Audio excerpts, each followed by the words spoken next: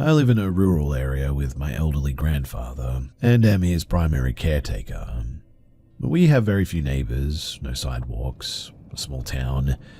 We have very few break-ins or really any crime in general in this area. A lot of wooded areas and farmland. My house is surrounded by woods and has a tree line separating us from our neighbors. I have extensive firearm training and also have worked as a firearm instructor in the past. So, last Friday, I'm sitting in my basement on my couch about to go to sleep. This is a pretty regular occurrence for me. My couch sits in front of a big window, the blinds always closed, and a glass door that leads outside, covered with a semi-transparent shade. You can see through it, but just barely, enough to make out a silhouette if you need to.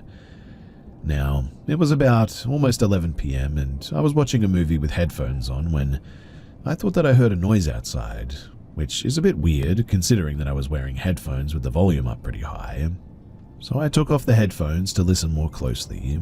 I heard what sounded like footsteps in the gravel driveway just outside of my door, but not walking, more like, I don't know, dancing or maybe sprinting, like they were moving very fast. At the time, I got up and looked out the glass door and I saw nothing, so I chalked it up to just being an animal. I sat back down on the couch and was about to put my headphones back on when I heard 3 distinct taps on my window, just opposite my couch.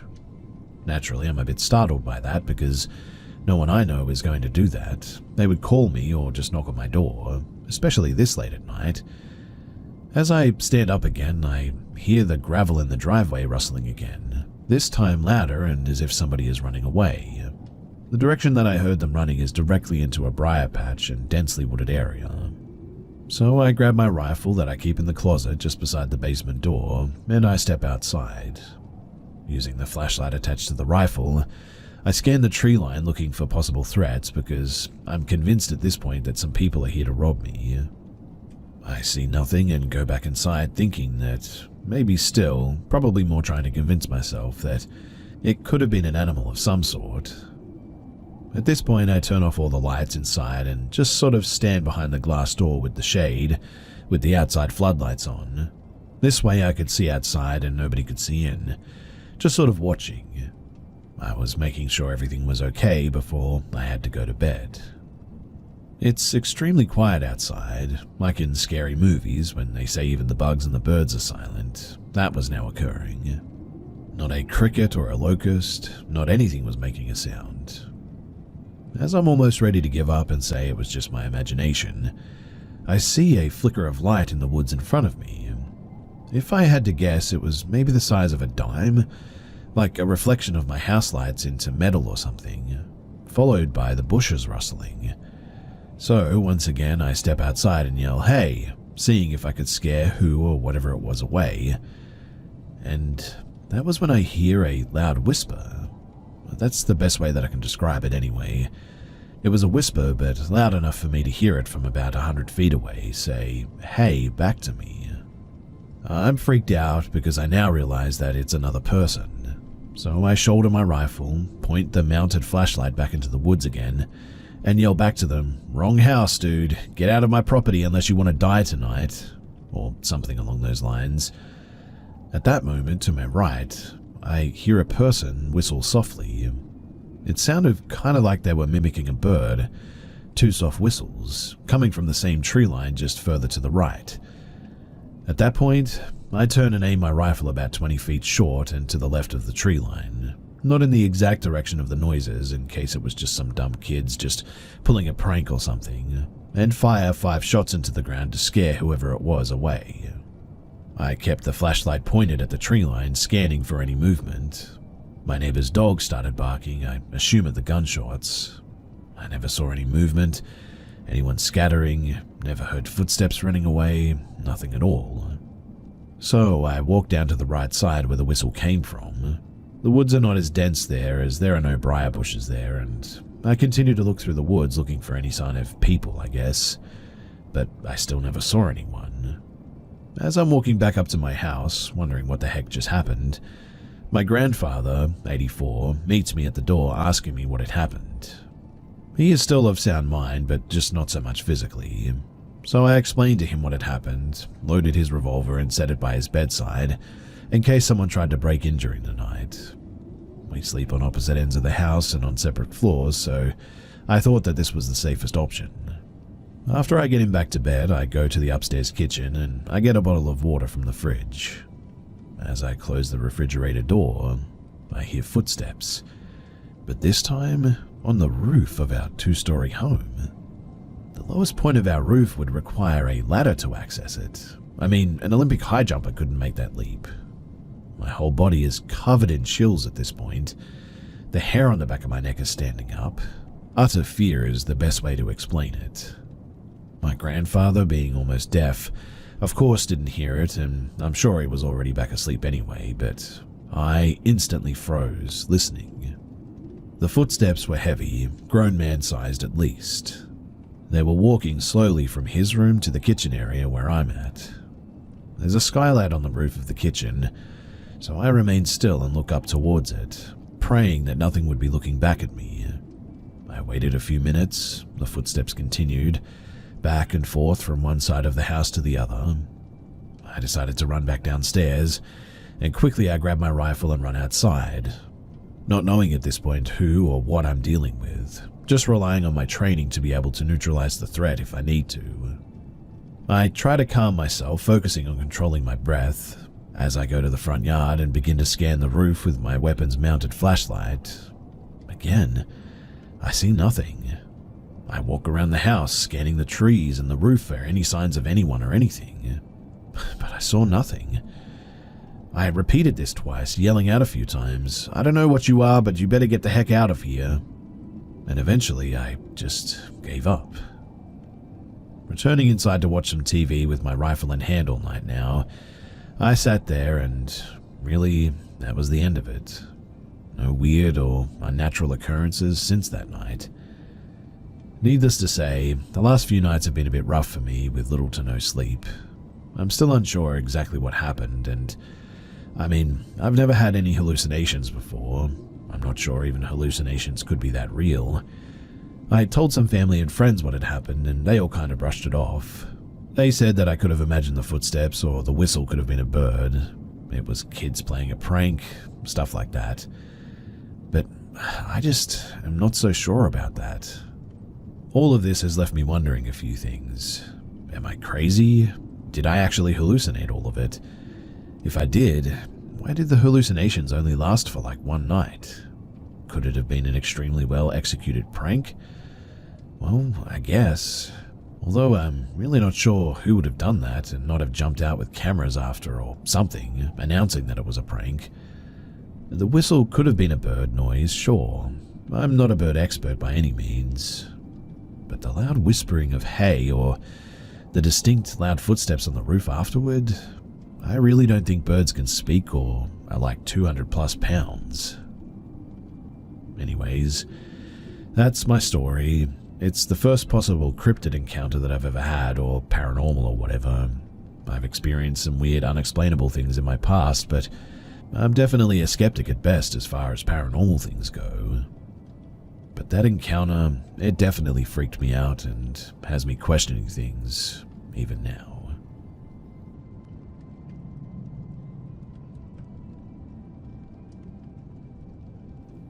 Let me start with a bit of a backstory. So about 9 months ago, I began working as a hospital security guard at a major hospital in my city. It's been the most exciting and enjoyable job that I've ever had. I'm incredibly grateful for it, as I've made many new friends and accumulated countless stories to share. The saying that if you love your job that you never work a day in your life really rings true for me here. I've had such a variety of experiences too, from arresting trespassers to dealing with mental health patients and searching for missing individuals, the list goes on. But those stories are for another day, because today I want to talk about something different, my experience with the paranormal. Before I started this job, I was already intrigued by the idea of paranormal activity in a major hospital. I mean, people pass away in hospitals every day, so you'd think that it would be a hotspot for ghostly encounters, right? I wish that I could say I've seen ghosts chasing me down the halls or bodies mysteriously moving on their own in the morgue, but honestly, nothing quite like that has ever happened. Still, I wouldn't be sharing this if I hadn't experienced anything at all. So to give you a better understanding of the hospital's layout, let me explain where security is stationed. There are 4 main buildings we cover. The first is the main hospital, which houses the emergency room and over 1,000 beds for both kids and adults. We typically have at least 8 guards handling calls in this building, with 1 guard stationed in the emergency room at all times, since that's where most calls come from. It's worth noting that I'm in Canada as well, so anyone can come to the hospital for, well, really any reason, free of charge. The second building, located across the street, is an 8-story medical clinic that requires just 1 guard. This guard also has to patrol the adjacent old clinical building, which is now primarily used for treating children with eating disorders. This is where the story I'm about to share takes place. The last building is the cancer clinic, which requires 2 guards at all times and is the closest to the medical clinic if assistance is needed. So when I first started the job and was shown around the various buildings, the old clinic, which we'll call the asbestos clinic due to its history of asbestos issues, immediately stood out to me. It's a building that, in my opinion, should have been demolished long ago, and during my initial walkthrough, a fellow guard told me that this building was haunted by a young girl who took her own life on the 2nd floor. He also mentioned that the basement was haunted. The whole building used to be a tuberculosis sanatorium back in the 50s and 60s, with tunnels in the basement that were once used to transport bodies. Now, about a month ago, it was my turn to work at the clinic during a night shift, and I was determined to experience some paranormal activity. I had done countless patrols of the asbestos clinic before, but nothing much had happened, aside from the elevators occasionally opening on their own, which was apparently normal. But that night, things changed. I had heard plenty of stories from other guards about strange occurrences in the clinic, but I had never experienced anything myself. I decided to do my patrol at 3 in the morning, which is often said to be the prime time for paranormal activity. I began my patrol by walking around the exterior of the building, checking all the entrances to ensure that they were locked. The building closes relatively early, around 8 p.m, so by then it should be completely empty. However, I noticed that one of the exterior doors was slightly open. This concerned me because it had been closed during my first patrol. The building doesn't have any interior cameras, so when something like this happens at night, I have to check every unlocked room inside to make sure that nobody is inside. I entered the building and started my patrol of the 1st floor, checking every door and hallway. Nobody was there. As I approached the elevator to go up to the 2nd floor, though, I heard a faint creaking sound, like a door opening.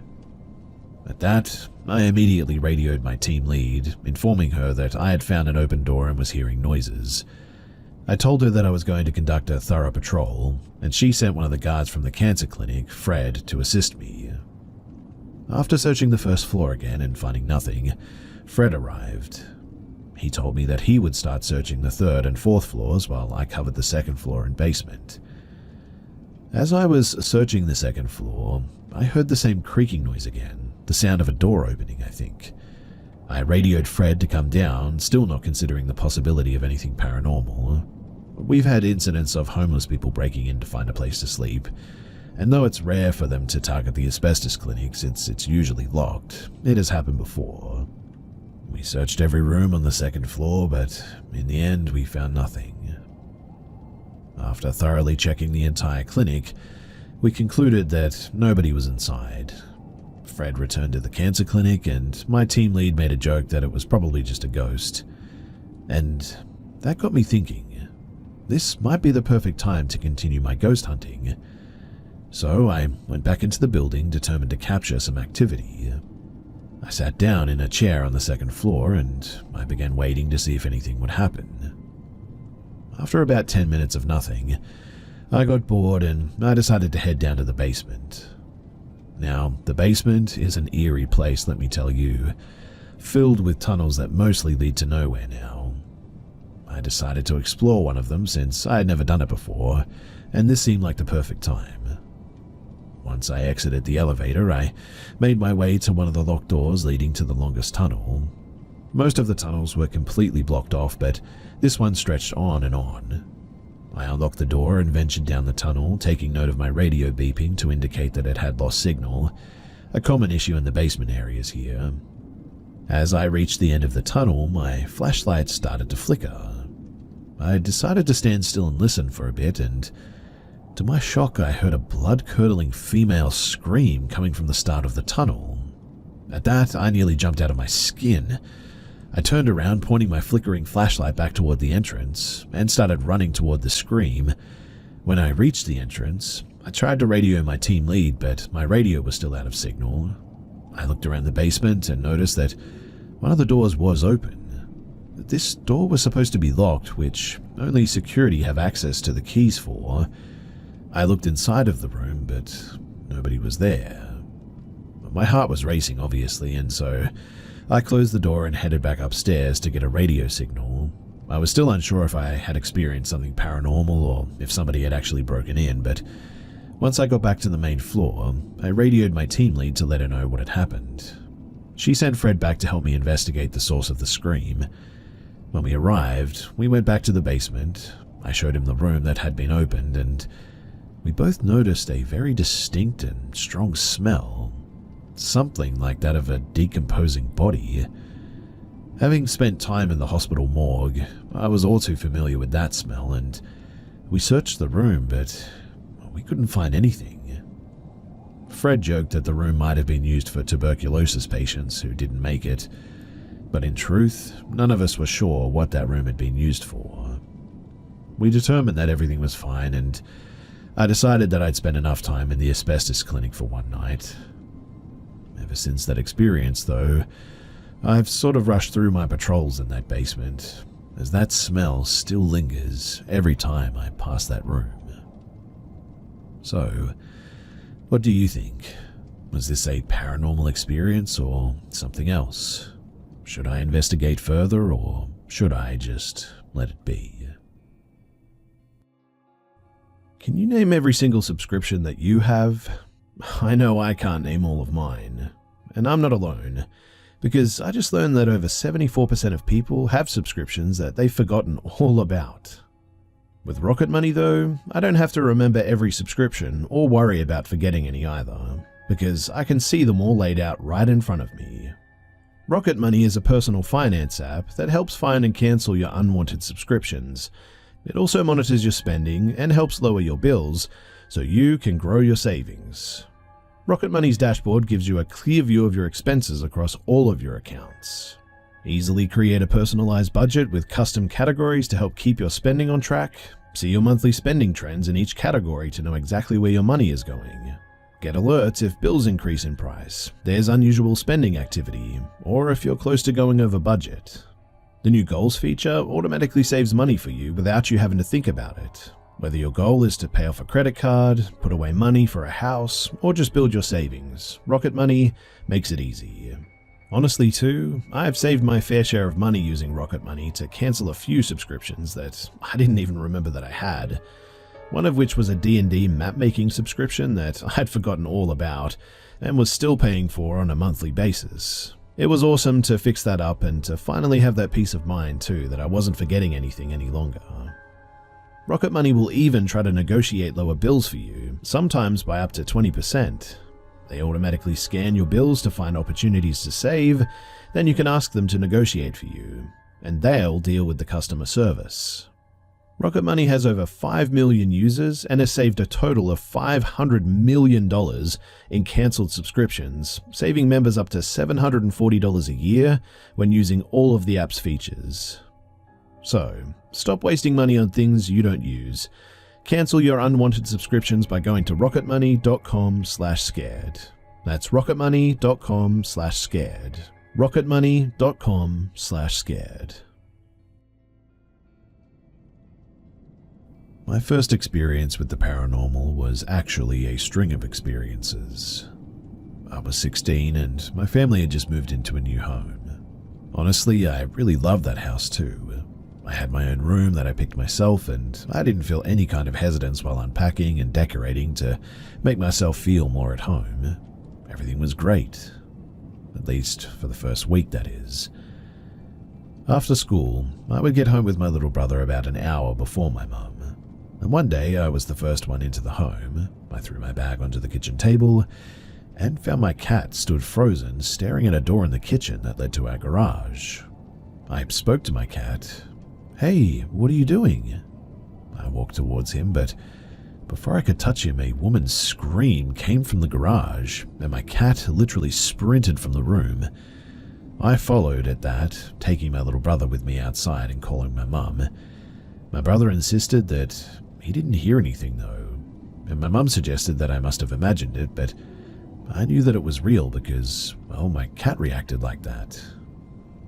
Once my mum got home, we checked the house to find nothing.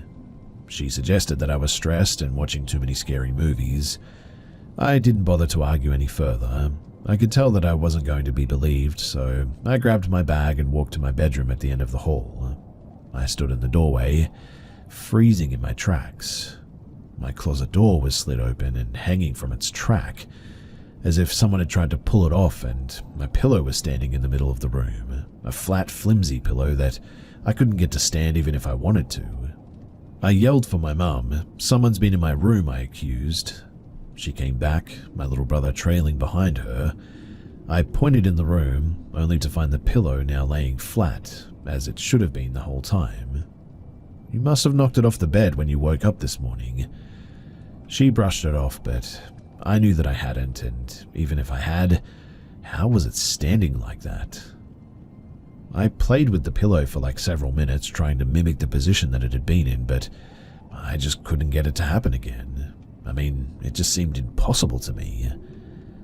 I went to bed that night without a problem, and while I did think that what had happened earlier that day was strange, I didn't lose too much sleep over it, but I was prone to waking throughout the night, so, like clockwork, I awoke around 3 in the morning and got up to go to the bathroom.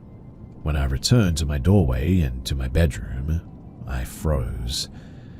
The light from the bathroom shined just barely into my room, making it impossible to miss because I could see a figure sitting on the edge of my bed. It had no features, just the shadow of a large man. I leaned forward, squinting my eyes, trying to adjust my vision to the darkness of my room, but before I could move any further, the figure stood and instantly charged at me. I have never screamed so loud. My feet came out from under me and I hit the floor, my hand flipping on the light before I had lost my balance. And when I looked again, nothing was there. My mum and brother were there in an instant, wondering why I was screaming and now crying on the floor. I tried to explain, but "You were dreaming," my mum told me. I was awake, I was up. I tried to argue, but she just shook her head. "You must have been dreaming," she insisted. "Go back to bed." I didn't sleep well that night. The next day, surprisingly, went fine. That is, until I was back home from school. That house suddenly didn't feel like home to me, and my room did not feel like mine anymore. I felt like I was invading somebody else's space, and I was sort of apologetic. I then attempted to make a Ouija board out of cardboard and a clear bottle cap, because I was desperate to confirm my own experiences. "Hello," I said quietly, waiting for a response. Nothing. "I'm sorry if we've moved into your home. I'll be a good roommate. I'm very clean." I began to ramble, but the bottle cap, it never moved.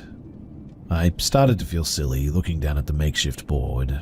It was just trash, really, and so I pushed it away and climbed into bed, embarrassed that I believed such a thing would even work. That night, I heard something rattling around, though. I initially thought that it was a large house moth or something knocking itself onto my window. I flipped on my bedside lamp and noticed that the board on the floor, only the bottle cap was standing on its side, spinning like a quarter in fast circles. I let out a breath of air in disbelief, and the cap dropped, once again motionless. I jumped out of bed and grabbed the board, tearing it in half and shoving it in the trash. I kept my lamp on for about an hour before I started to feel tired again. Reluctantly, I flipped the lamp off and I drifted to sleep. I always slept with a blindfold on, irritated by the smallest bit of light, so when I awoke again feeling the cold air of my fan, I assumed that I had kicked my blanket off in my sleep. I felt around the bed, trying to find it to cover myself again, but no luck. I lifted my blindfold and I was horrified to see my blanket standing tall above me. It had to have been about 6 feet, towering over my body.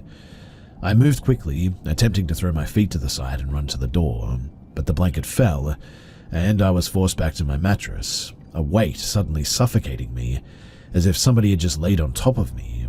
I gasped for breath, trying to scream, but not a sound would escape my throat. I remember my eyelids fluttering as I lost consciousness from the lack of air eventually. That morning, I awoke with my blindfold lifted, my blanket tossed to the side of the bed, and pain taking over my body. I knew that I hadn't imagined it, and I came out of my room and I just couldn't stop myself from crying when I found my mum getting ready for work in the bathroom. I tried to explain, but again she didn't believe me. She never believed me, in fact. "You were dreaming," she said to me. "You can stay home from school today. Try and get some rest." I reluctantly nodded and I went back to bed, still scared to really go back to sleep, but I laid stiff and waited for the sound of my mum and brother leaving for the day. I heard the keys jingle and the door close. I was now alone in the home. I rolled into my stomach and cried into my pillow. I was exhausted, in pain, and scared. For several minutes I laid there crying, and then something happened. "I'm sorry about your mum," a man's voice said, clearly beside me. I gasped and sat straight up, but no one was there. I couldn't handle that. I couldn't handle being alone there anymore. So I got out of bed and walked myself to school, something I was usually too scared to do, but not nearly as scared as I was of whatever was in my home. We moved out of the home shortly after due to my mum getting married, and all related activities stopped, much to my relief, but I'll always wonder what it was and why it only seemed to interact with me. That was the first and strongest presence that I've ever encountered.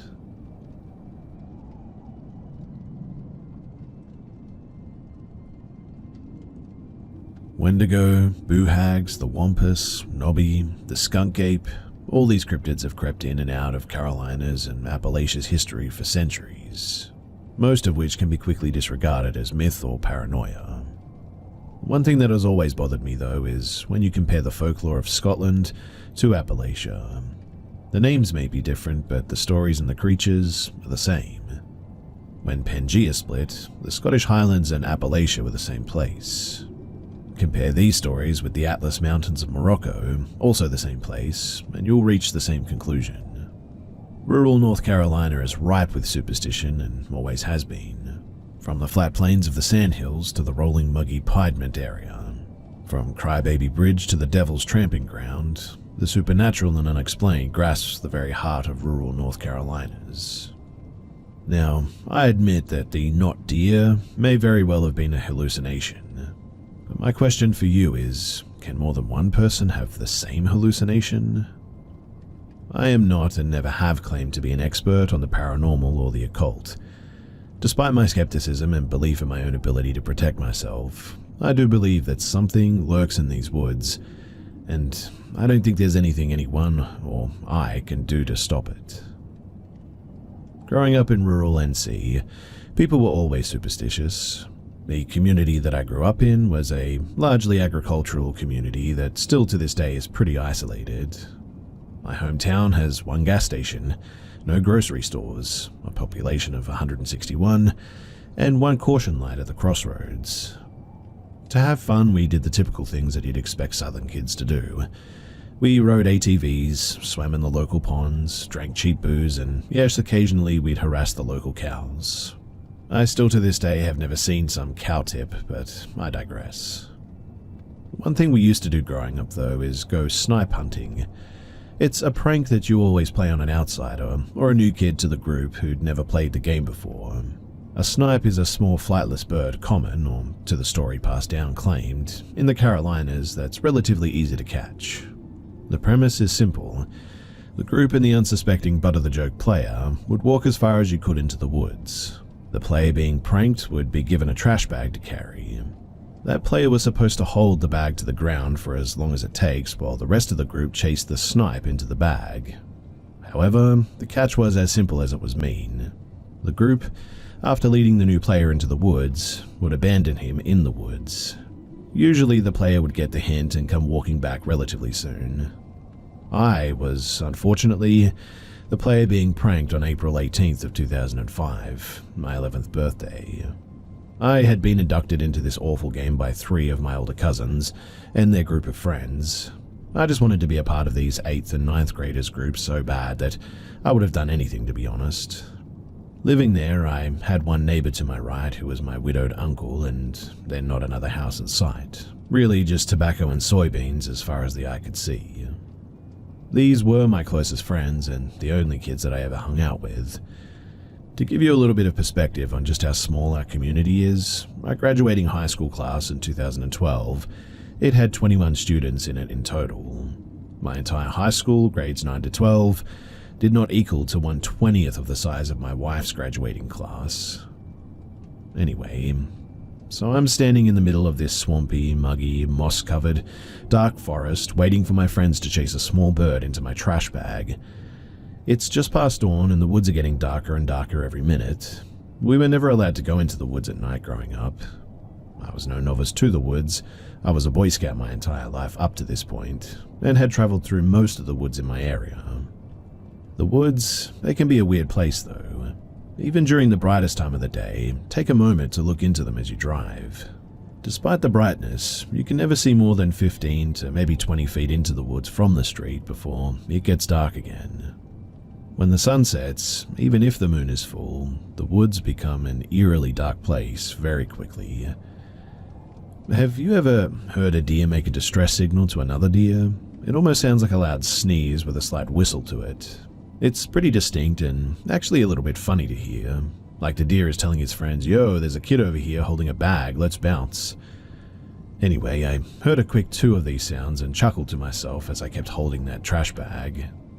Another thing I'd like all of you outdoor activists to keep in mind while I'm telling you this is, like I said, I grew up in the woods, did Boy Scouts, I've hunted deer, bear, bobcat, boar, coyote, and elk.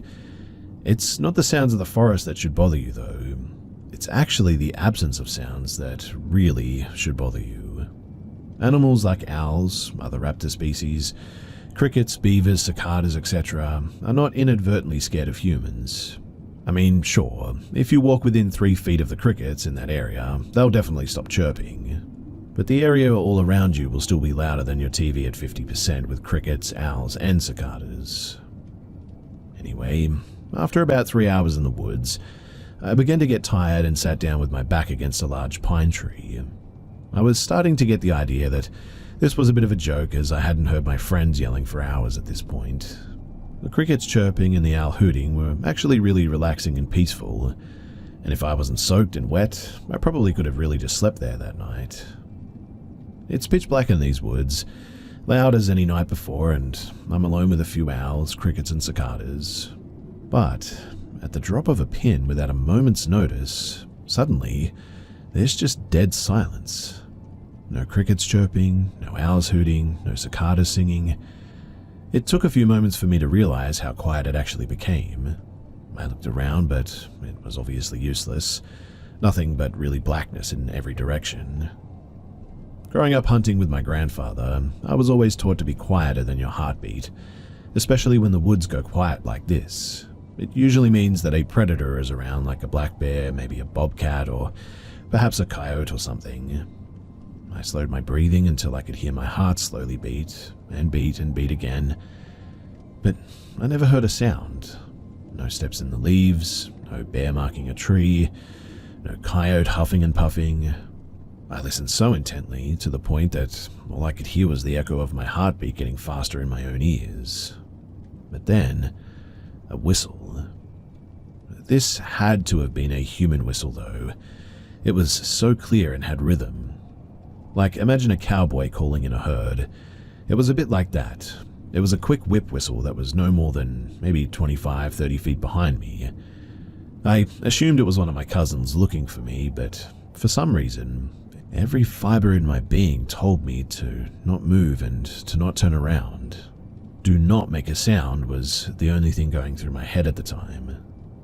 My brain was trying to protect me, I think, and if that was my subconscious going into prey mode to save me from pain, well, I'm thankful, but I don't know. Maybe it was my instinct trying to warn me. Again, I'm not really sure, but if it had been my cousins, I would have definitely heard them walking up at the minimum. In fact, most likely they would have been yelling for me to come back to the house on their way to retrieve me. The hair on my neck suddenly stood up and my heart began to race like I was running a marathon. Another whistle, this time less human, more screechy, almost mimicking a human like a bad parrot. Still no footsteps, not a single other sound in these woods, in fact, besides my heart about to jump out of my chest. Another whistle, and this time no more than 10 feet behind me. It was congested, screeching, and definitely not a deer. A disgusting, putrid smell filled the air all around me suddenly, like a chain smoker's sigh after they come back inside combined with the smell of like roadkill.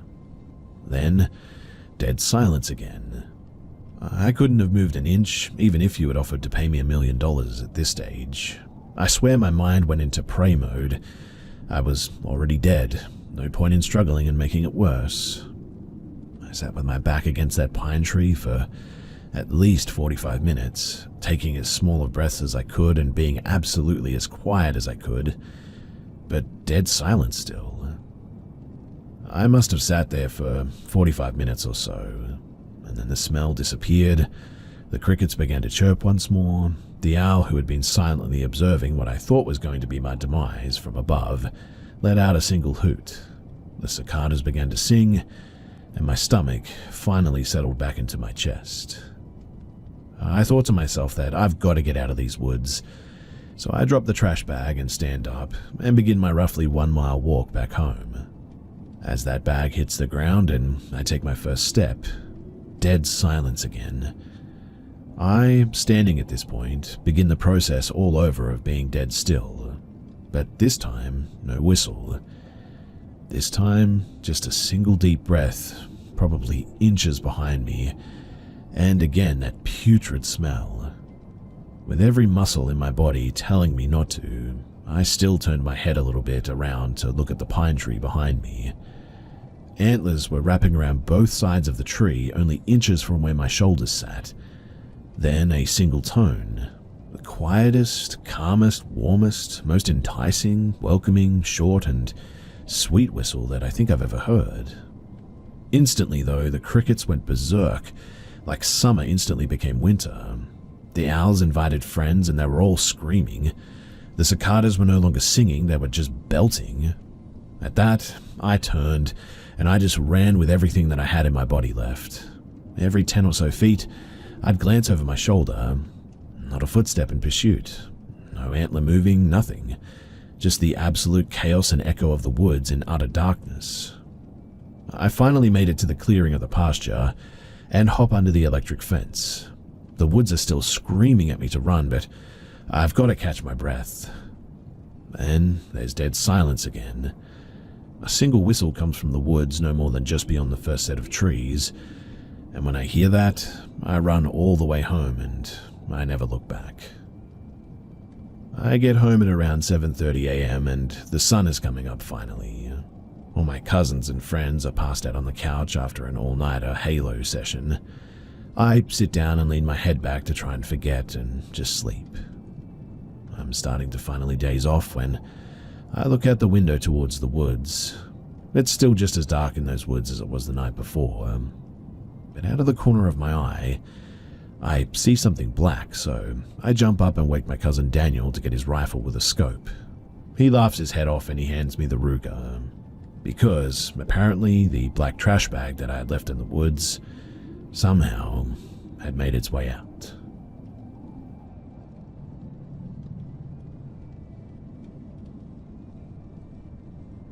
My sister and I went to the beach yesterday since it's still warm out in New York and we wanted to get some sun.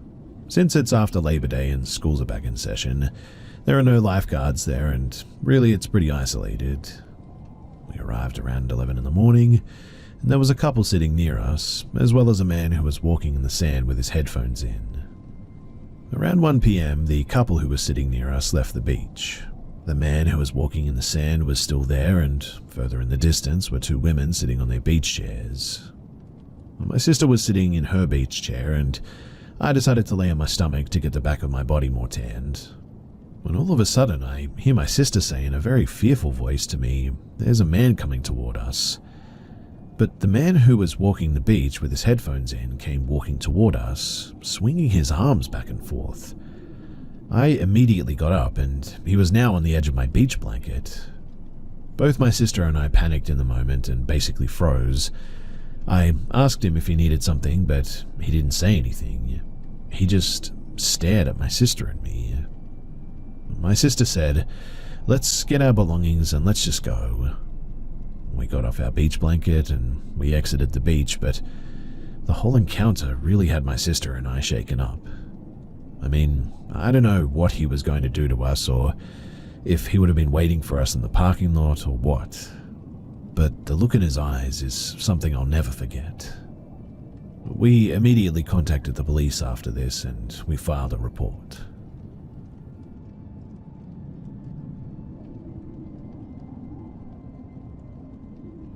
Back in 2009, when I was 19, I was dating this girl who was 21. I was in college and living at home with my mum. My girlfriend and I had been together for about a year at this point. She had been invited to a co-worker's party in a nearby town. I wasn't feeling well that night though, so I decided to stay home. Now, to get from our town to the co-worker's town, you had to drive through a long stretch where it was just woods on both sides of you. I think it was late fall at that time, so it was getting darker earlier. She was driving home at around 7:30 or 8 o'clock, when she called me from that wooded road just to chat along the way. But the call ended suddenly. You might be thinking the call got dropped because, well, she was driving through a wooded area, right? And that's what I thought too. She called back almost immediately. I answered the phone, but it wasn't her. It was a deep voice, but it was completely clear. What I mean by clear is that it wasn't like staticky or anything. To this day, I 100% maintain that it was not radio interference too. Anyway, the voice was deep, clear, and sounded urgent and angry. It was speaking in a language I've never heard before. It wasn't German, French, Romanian, Spanish, or whatever. It might be dramatic to say this too, but the voice didn't sound, well, human. I wish that I could somehow record my thoughts so that I could post the memory of this voice for all of you to hear, because it was just indescribable. I remember sitting there though. I was in my bedroom at the time, completely frozen, holding the phone to my ear. I eventually got up in a panic and ran to my mum in the living room. I handed her the phone and frantically said, "Please listen to this." But as soon as she put it to her ear, the phone hung up. Just like before, my girlfriend called back almost immediately. I hesitated to pick it up this time, but when I did, it was actually her. And the first thing out of her mouth was, "What the heck was that?" According to her, I'm the one that called her back, and when she picked up, she heard the same voice that I did. We're still on good terms to this day. We broke up maybe a year after this incident, but whenever we see each other, we're both like, "Remember that phone call that we had?" Whenever I bring it up, people say it's radio interference or I picked up another call somehow. I'm willing to accept a non-paranormal explanation if it's a good one, but it was definitely not radio interference, so do you have any other suggestions or thoughts?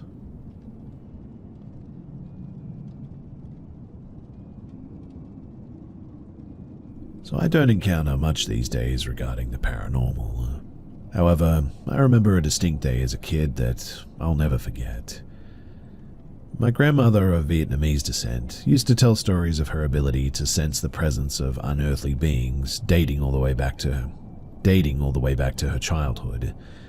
The earliest story that she recounts is walking home from school with her friends along an abandoned railroad in Vietnam. She recalled an old tale of a lantern shining in the distance that will lure you into following it, and described it as a trap that would intentionally lead you far away from where you were intending to go. Long story short, she and her friends began following this lantern that never seemed to get closer to them. This went on until it was dark outside, and she realized that she had been following this light for hours. She was told as a child about this phenomenon when she was younger, as I mentioned previously. Her parents told her that apparently the only way to rid yourself of this is to wipe urine onto your face. I know that sounds questionable at best, but these were her words. Apparently once they did that too, they snapped out of it. Fast forward to my childhood though, and her later years in the States, she claimed that there was a dark portal in the room attached to my childhood bedroom.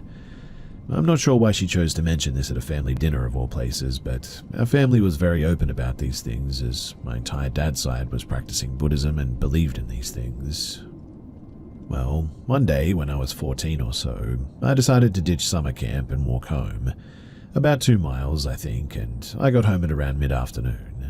I shower and start watching the show Weeds on Netflix, when I see my mum walk outside of my room towards the air conditioning control panel. She never turned to look at me or anything, didn't even acknowledge the fact that I was home, when I wasn't supposed to be, let alone the fact that she wasn't at work for some reason. There was no exchange of words or anything. She then proceeds to walk towards the living room, away from my bedroom and hallway, only to find out hours later that the garage opens and she got back from work. She questioned why I was home, and I told her. Also, I told her I literally saw her a few hours ago outside of my room, only to be told that she was never home. The figure, though, was definitely my mother. I mean, without a doubt, to the point that when I initially saw the figure, I had no anxiety or any fear. I just assumed that she was home or something. I mean, I was cozy watching my show, so I figured she wasn't trying to bother me. But no, she wasn't even there to begin with. I told my grandma this story a bit later, and she told me that she saw a version of my deceased grandmother in that hallway as well at one point. I never really believed in the paranormal. I certainly didn't believe my grandma's story. I mean, urine on the face and all that. But this story, it seriously still gives me goosebumps and honestly makes me question myself.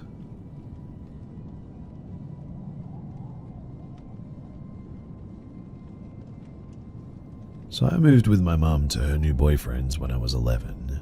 I'd experienced a few weird things in my life by this point. The house was very run down and outdated before my mum redecorated, and I was put in a nicely sized room in comparison to my old one. Younger siblings get the smallest, right? But like I say, it was very outdated.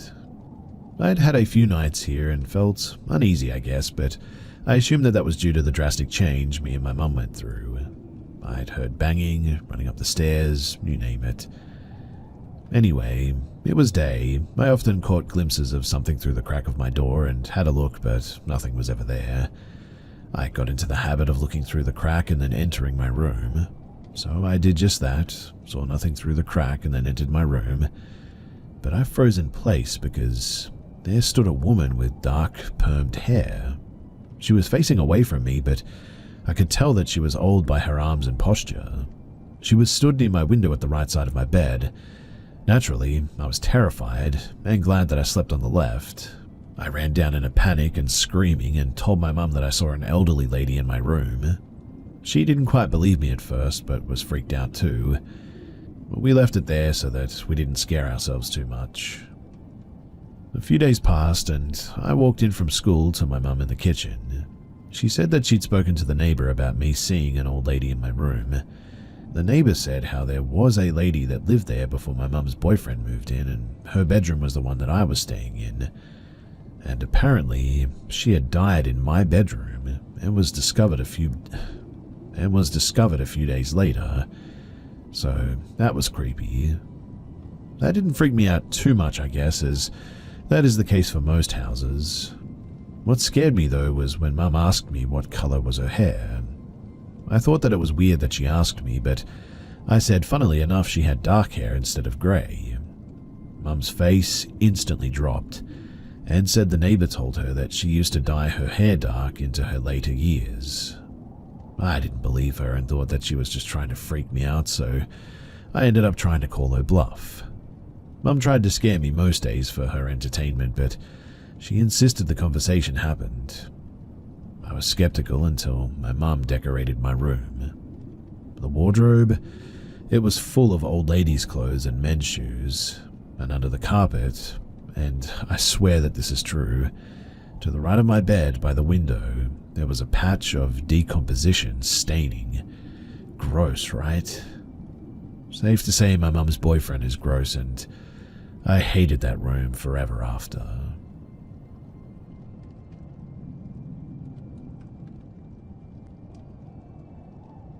So I've been hesitant to share this, but I think it's time. What happened to me and my family in our old home, it still chills me to the bone.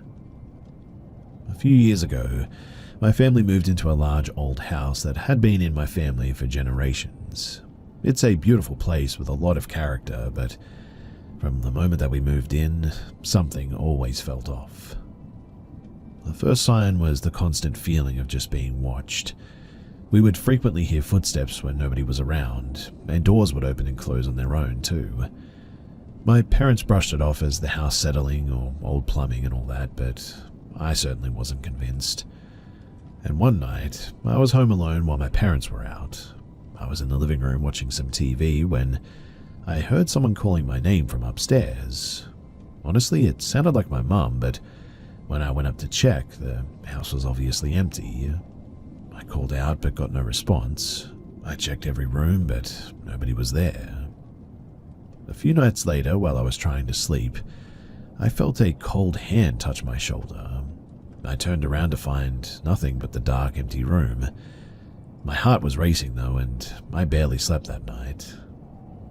The final straw came one evening though, when we were having a family dinner. A picture frame fell off the wall and shattered on the floor, and when we picked it up, the picture was of a woman that we didn't recognize. We had never seen her before, and she wasn't a relative. My parents did some research and found out that the woman had lived in the house decades before and had died under mysterious circumstances.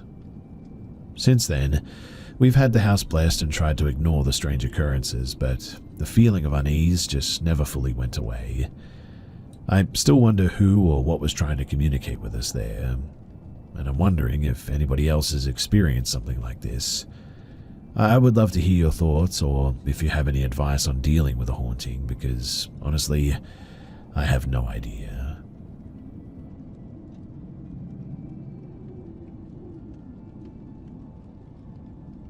My 10-year-old daughter, well, she sleep talks. Sometimes she'll even sit up and look around a bit. And last night, she dozed off on the couch, and 15 minutes later, she sat up and said, "Where did it go?" I said, "It's okay, honey, go back to bed." She lay down and asked me again where it went. I said, "Go back to sleep." And then I immediately heard a man's voice right in front of me say no. I looked at my daughter and she was asleep again. My husband was in another part of the house in our bedroom asleep, and honestly, I'm still very shaken. There was a man who passed away in our living room in 2017.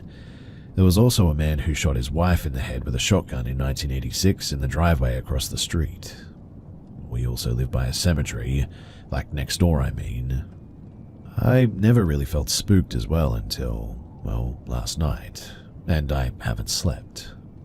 The voice was so aggressive and I just hate this so much. It was close and it was real. I don't know how else to explain it. I've asked my daughter if she ever has dreams about ghosts or sees ghosts, but she said no.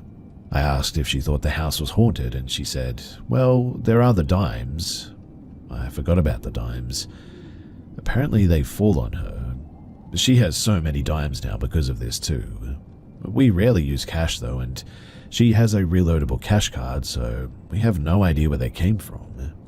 Like, for instance, she'll be in the kitchen and I'll hear a coin hit the floor. She'll say, "Thanks, Jeff," and put it in her bank in her room, and I honestly forgot about all that. I didn't tell her what happened last night because, quite honestly, I think it will terrify her.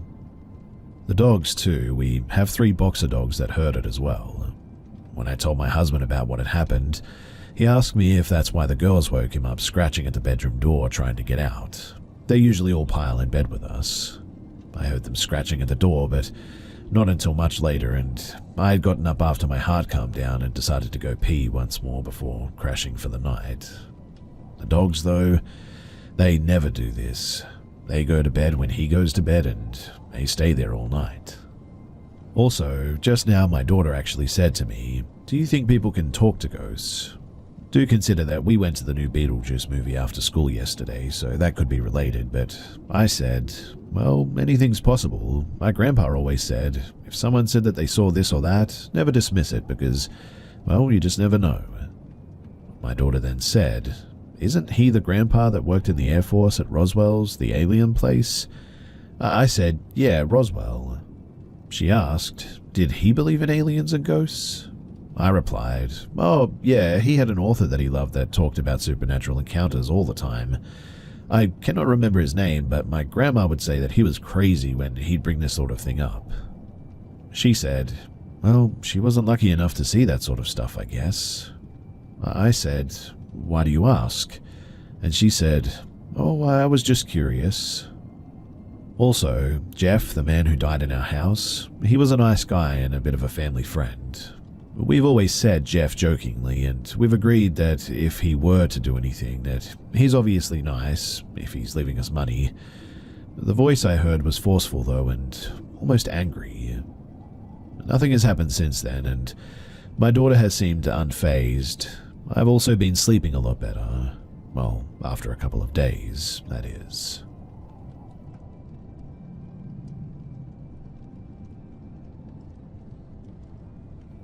So, a little bit of context is that, at the time of this, I was actually being pimped out by my partner. It was early nighttime, and I was getting ready for work. There were ad posters for me on a couple of different sites, and we had snagged what we thought could be a big fish. I messaged this John for about half an hour before agreeing on a house call. The house was completely across the street, in a very wealthy neighborhood. The John told me to let me know when I arrived. He was working on his PC in an upstairs bedroom or something. My partner and I got into the car and drove to the address provided.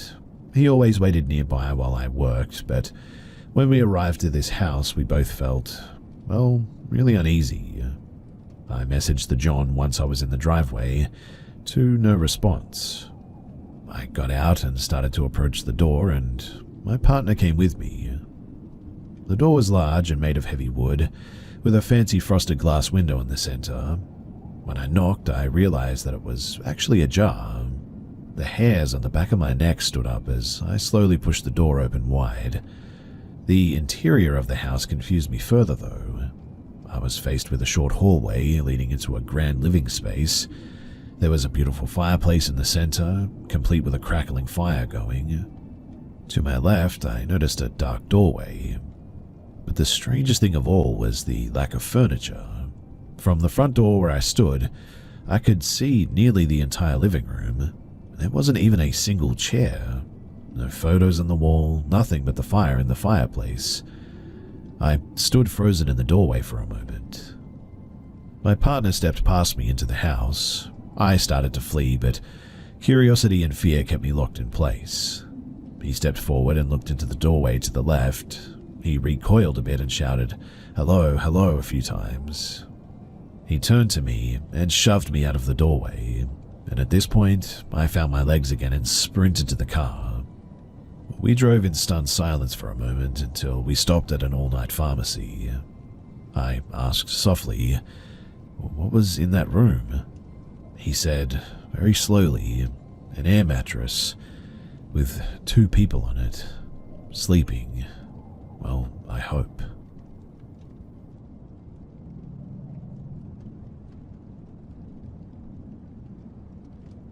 This is something that I experienced at and below the age of 6.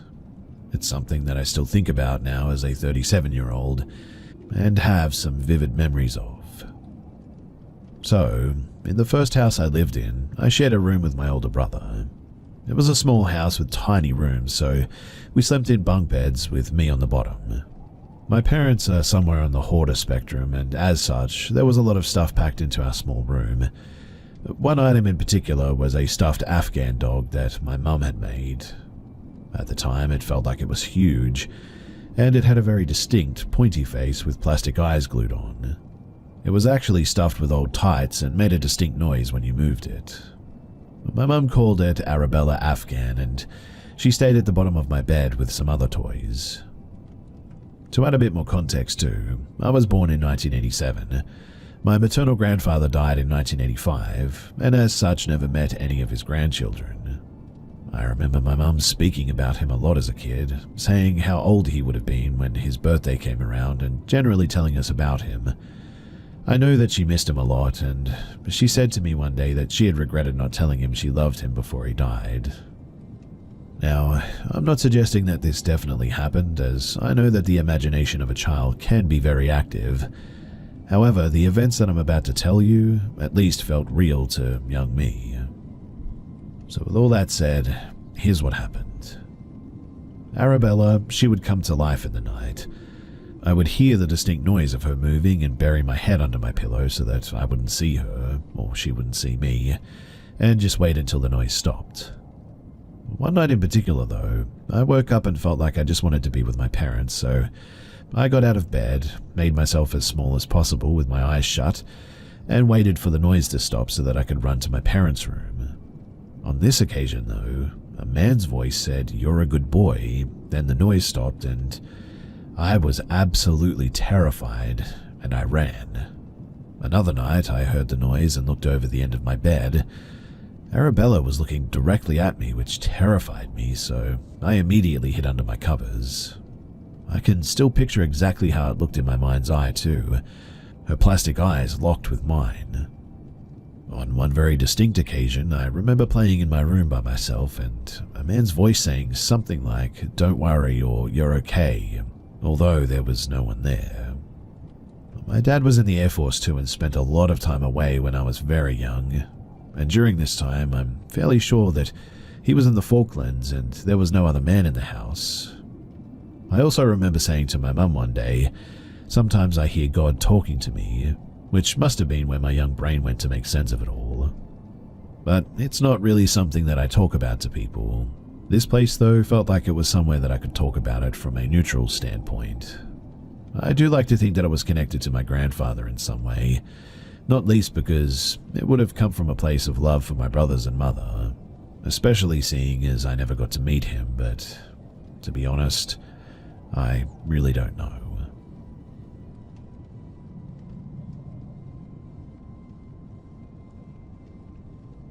So I used to be a paranormal investigator as a hobby, and thought that I'd share my most memorable encounter with all of you guys.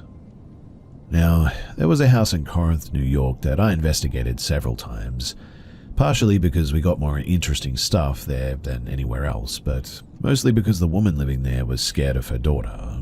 She thought that she might be possessed due to her change in behavior, sudden mood swings, depression, all of that.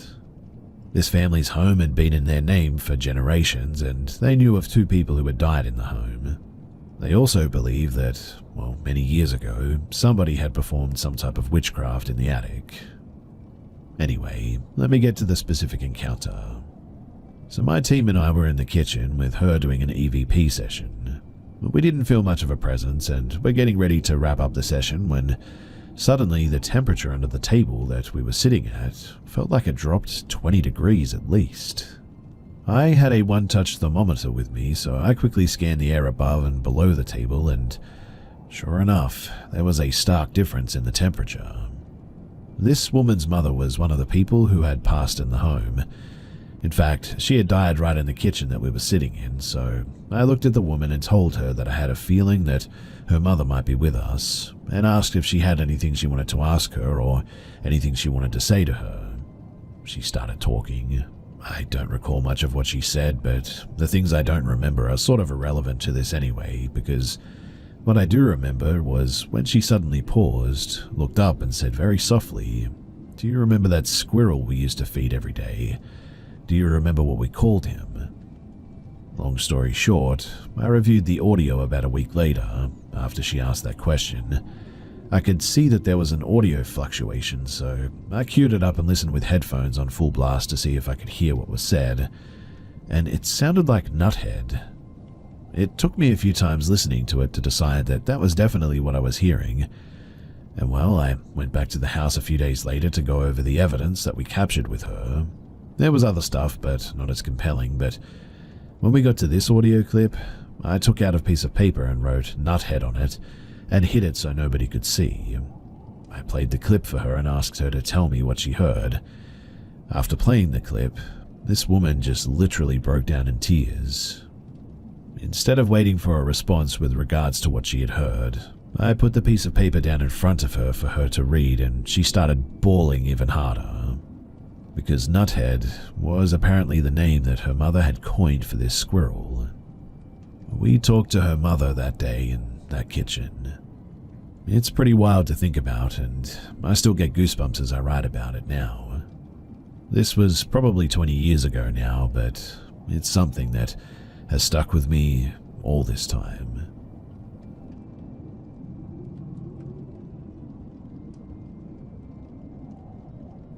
I want to preface by saying that I'm definitely a skeptic. I've had a few different experiences in my life, but this is the only one that I can't definitively logic my way out of. And it's a bit of a long story too, so please bear with me. Now, before I joined the military, I lived in South Florida, about 40 miles south of Tampa. It was around my sophomore year of high school, and we just moved into a new house, and I was a very tired kid. I need to include as well that I was on ADHD and antidepressant medication, as that's the only way that I can explain part of this, but the side effects included drowsiness and, well, go figure, nightmares. It started with almost nothing, to be honest. My dog would walk into my room and I'd say hi, and she'd almost immediately sprint out. One time she just stared at my closet and sort of shook. She's a rescue, so I just assumed at the time that it was some form of anxiety. If she did stay in my room though, she hated getting on my bed, and if she did, she'd get off after maybe a minute or two, even if I was petting her. After a couple of months, so maybe around Christmas, things started to change though. I'd come home almost every single day and crash in my room for an hour or two, and during this time I started to have very vivid, even realistic nightmares. The nightmares would start like I was waking up or still lying in bed, and I'd feel my head was super fuzzy, like I was lightheaded all of a sudden. I'd try to sit up and feel crushing weight on my chest. If I wrestled free, I'd try to get out of bed, but all I could do was sit up, like my legs just wouldn't work. I even remember being able to shimmy my way forward like I was crawling out of bed, and something pulled me back into it rather aggressively. This continued for about a month or two, and that's when things got worse. The nightmares evolved to something much worse. So, you know how in dreams you often recognize a place, but it doesn't really at all look like the place? This isn't one of those times.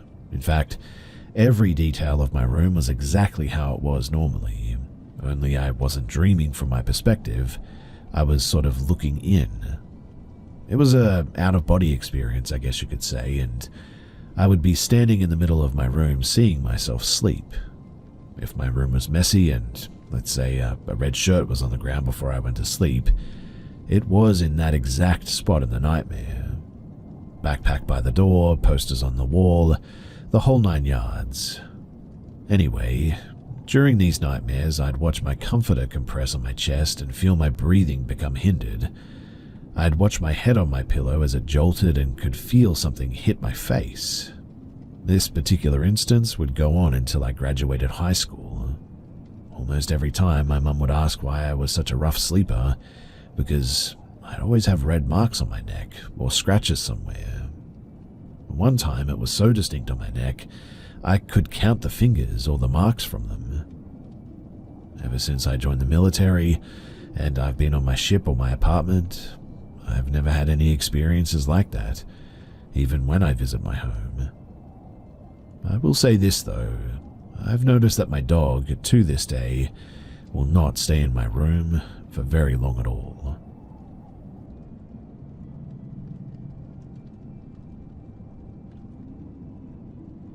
To give you some context, I'm a 26-year-old woman, best friend of S, also 26 years old.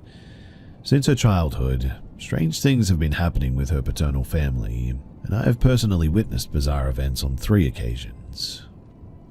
My best friend S lives part of the year with her uncle on a piece of land where there is a mobile home. Surrounded by several houses and land belonging to her family, S is of Romani descent. She no longer has contact with her parents, who were abusive and abandoned their children, which explains why she's been living with her uncle for several years now. Now, since she was young, S has told me about strange occurrences happening at her brother's or grandmother's and uncle's and even her parents' house. A very tall man sometimes appears at night and regularly watches them.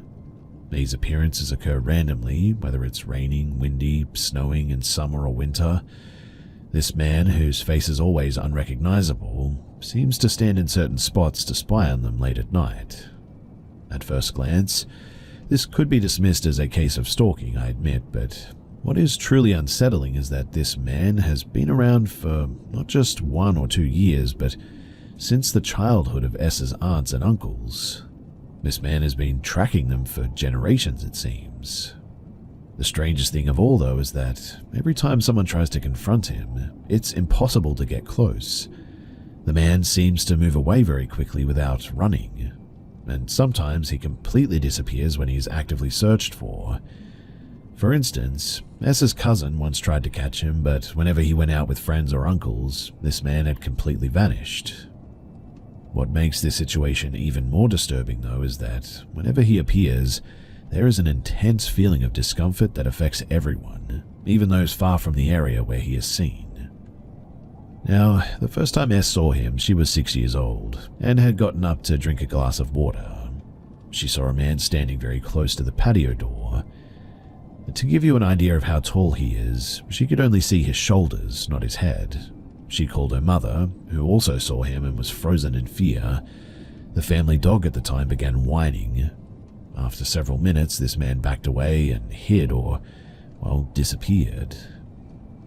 The second time, she was at her grandmother's house when she spotted a very tall, motionless man looking in the direction of one of her uncle's plots. Her cousin, who started having a panic attack, also noticed him too. Her uncles and father tried to approach him, but he quickly moved away without actually running. They still couldn't see his face when they got close too. And the third time was when I was with her at her uncle's place. She heard her dogs whining, and her uncle, who is usually a heavy sleeper, suddenly woke up, grabbed a baseball bat, and went outside trembling to confront this guy. But as soon as he stepped outside, the man seemed to evaporate into the vegetation. The land is a fairly wooded area. Now, here are some questions that I've received, and I'll try to give some answers to them. Why do they think it's the same man? Well, because of his height and the way that he flees. But what doesn't make sense is that it's been happening since the childhood of S's aunts and uncles, so this man should be very old by now. And that's really unsettling to think about, but he's never tried to approach anyone or talk or leave a message or anything. It's just really bizarre. What about the police?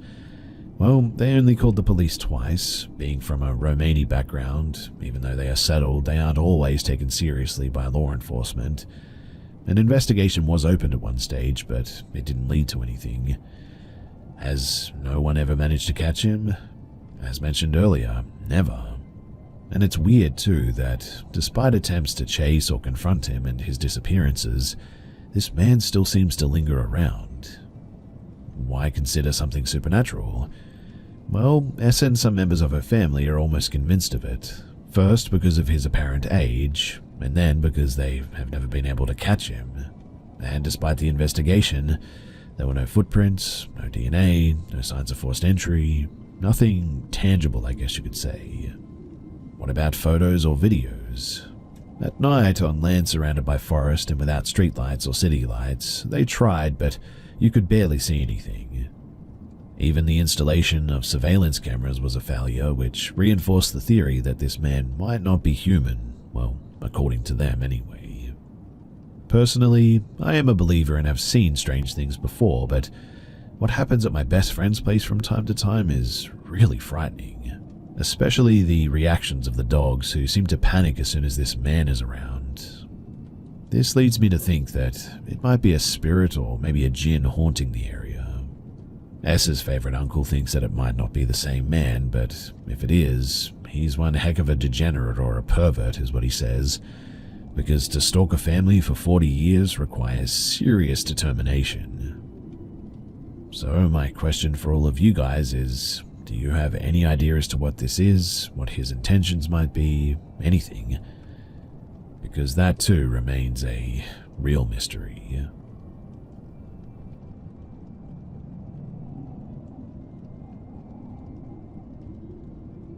So when I was in my bedroom, my mum was in the living room with the lights off.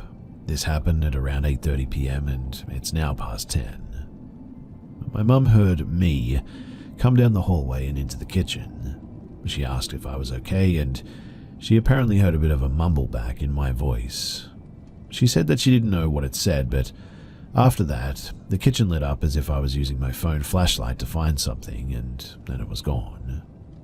After that, she texted me to ask if I had been out of the living room, so I got up and left my room to talk to her and tell her that I hadn't. I had actually been in my room working on a project for at least the last few hours. So now, we're both freaking out. She kept asking if I was messing with her, and I swore that I wasn't. But we have been experiencing a few things here and there, actually, like strange noises, things moving around. My dad has also had a few of his own experiences. I think one was also about me, so whatever it is, it seems to keep impersonating me. I'm not sure if it's entirely related, but for the past year or so I've been feeling this very off energy around me as well. I've never been able to see ghosts, but I've been able to feel them, I think. Their energies and such, but this one is just off. The only way that I could describe it is wrong, and it's very inconsistent for when it shows up. Sometimes it's gone for a week and it comes back, or it's every other day sometimes, multiple nights in a row, etc. I also really only ever feel it in my room, sometimes elsewhere in the house, and it's always or usually at night anyway. I'm also not sure if they are related, and if they are, I'm not sure how to get rid of this thing, so if you have any advice, I would love it. I'm not a Christian or not religious or anything, so I wouldn't feel comfortable getting the house blessed or anything, which is part of the reason why I'm here. What does anyone do about the paranormal if they aren't religious?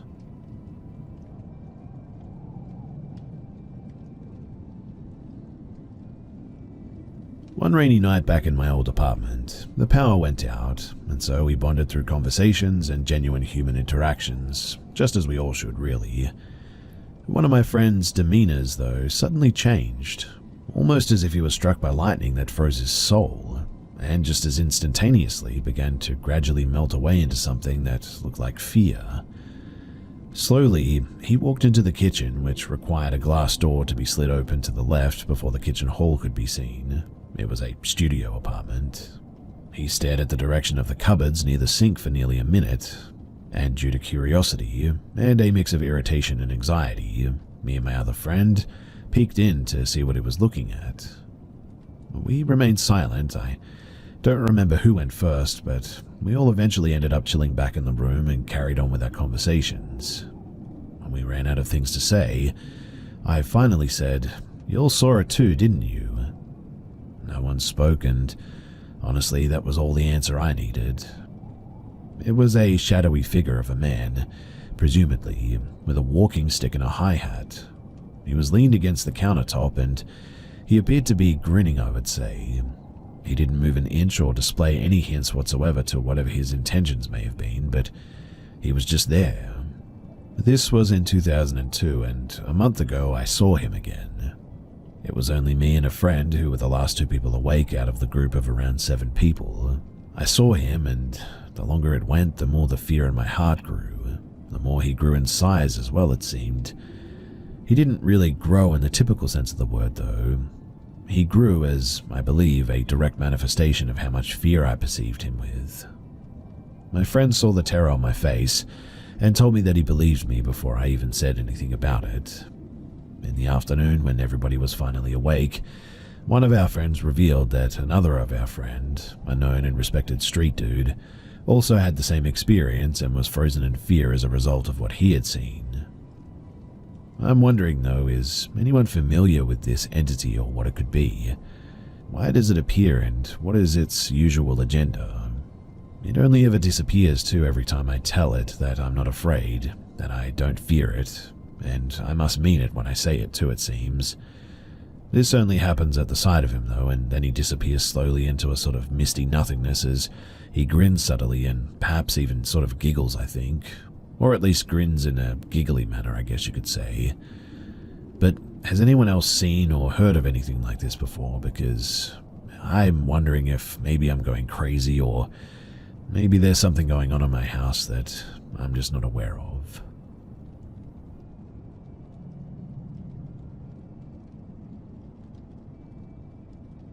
This experience is one that I've never shared with anyone besides my brother.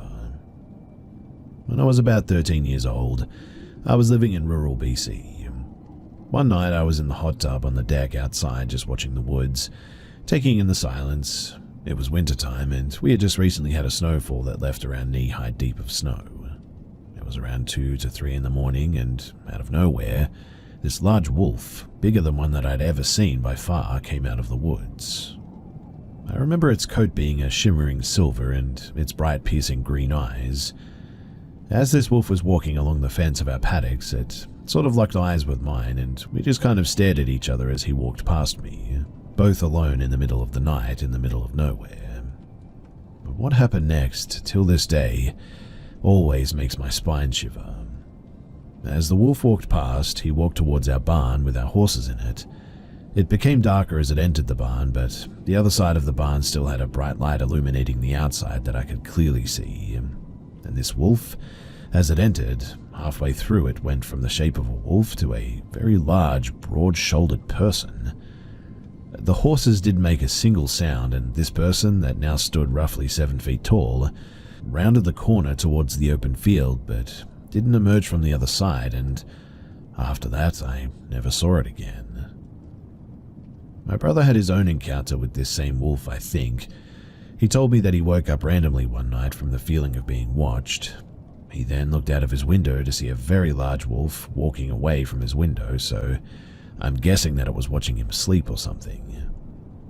This place that we lived at was old native ground. Our barn was an old schoolhouse where the Catholic priest would put the native children and teach them lessons on Christ and all that. It even had the old desk and chairs inside still. My brother and I saw children's faces in the panes of glass from that barn, and lights turning on randomly too. We had closet doors slam repeatedly for minutes at a time, footsteps and feelings of being watched. In my room I saw glowing red eyes on the ceiling one time, and hid under my covers until morning. Anyway, the main reason why I'm sharing this and what I'm really seeking answers for is, what did I encounter outside in the middle of the night that night? After I looked around myself, the closest thing that I could find was skinwalkers or wendigos, but from what I've read of these creatures, they have deformed features or things that make them uncanny or straight up horrific. What I saw, nothing struck me as abnormal about this wolf besides its massive size, until it literally changed its entire form in front of me. I know that this is getting a bit long, but I'm not a great storyteller, and there's just so much that I experienced at this property that this is really just scratching the surface to everything else. The wolf incident is just something that I've never really been able to grasp and always wanted some kind of an answer for because it feels and sounds just so unbelievable. I know that. I also understand that the term skinwalker is Navajo lore and doesn't really correlate with the BC tribes, but this is just a representation of what I saw with, well, the closest accuracy that I can give you all.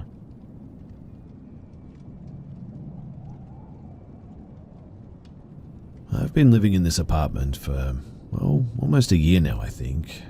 and I haven't had any experiences up until this last week. Things started up on Tuesday night while I was at work. My front door camera went off and there wasn't anyone there. Not that big of a deal, maybe an animal or something. But 15 minutes later and it went off again, but this time my porch light is on. So I checked back through and it was off when I left, off in the next video, and then just comes on again. I checked all of my other cameras inside and out, but there was no one at the house. For the rest of the night, the light goes on and off randomly as I keep checking. About 3 a.m. I turn on the camera and hear what sounds like someone talking, and the light is back on. I continue checking it, and 3:23 the light is off, and my coworker points out movement in the shadow in front of my door. I turn the camera lights on, but nothing there.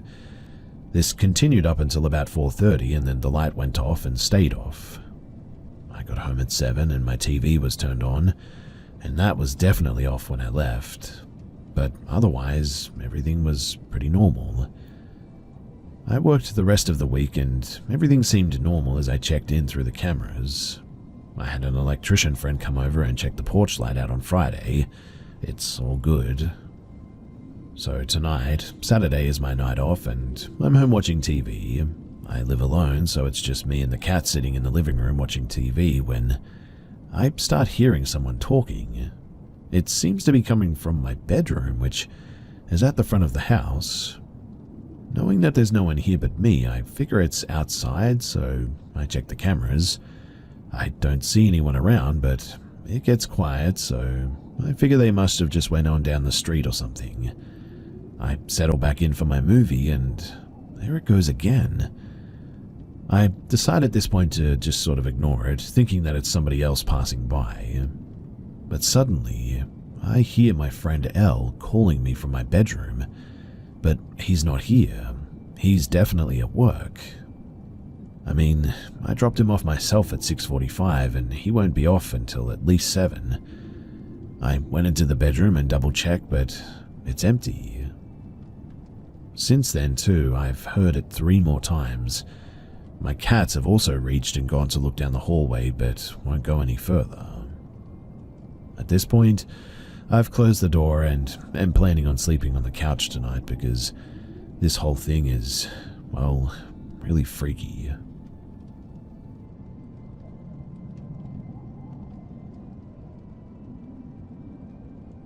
This happened in Hungary, summer of 2024. I was at my friend's place for the summer with his stepbrother.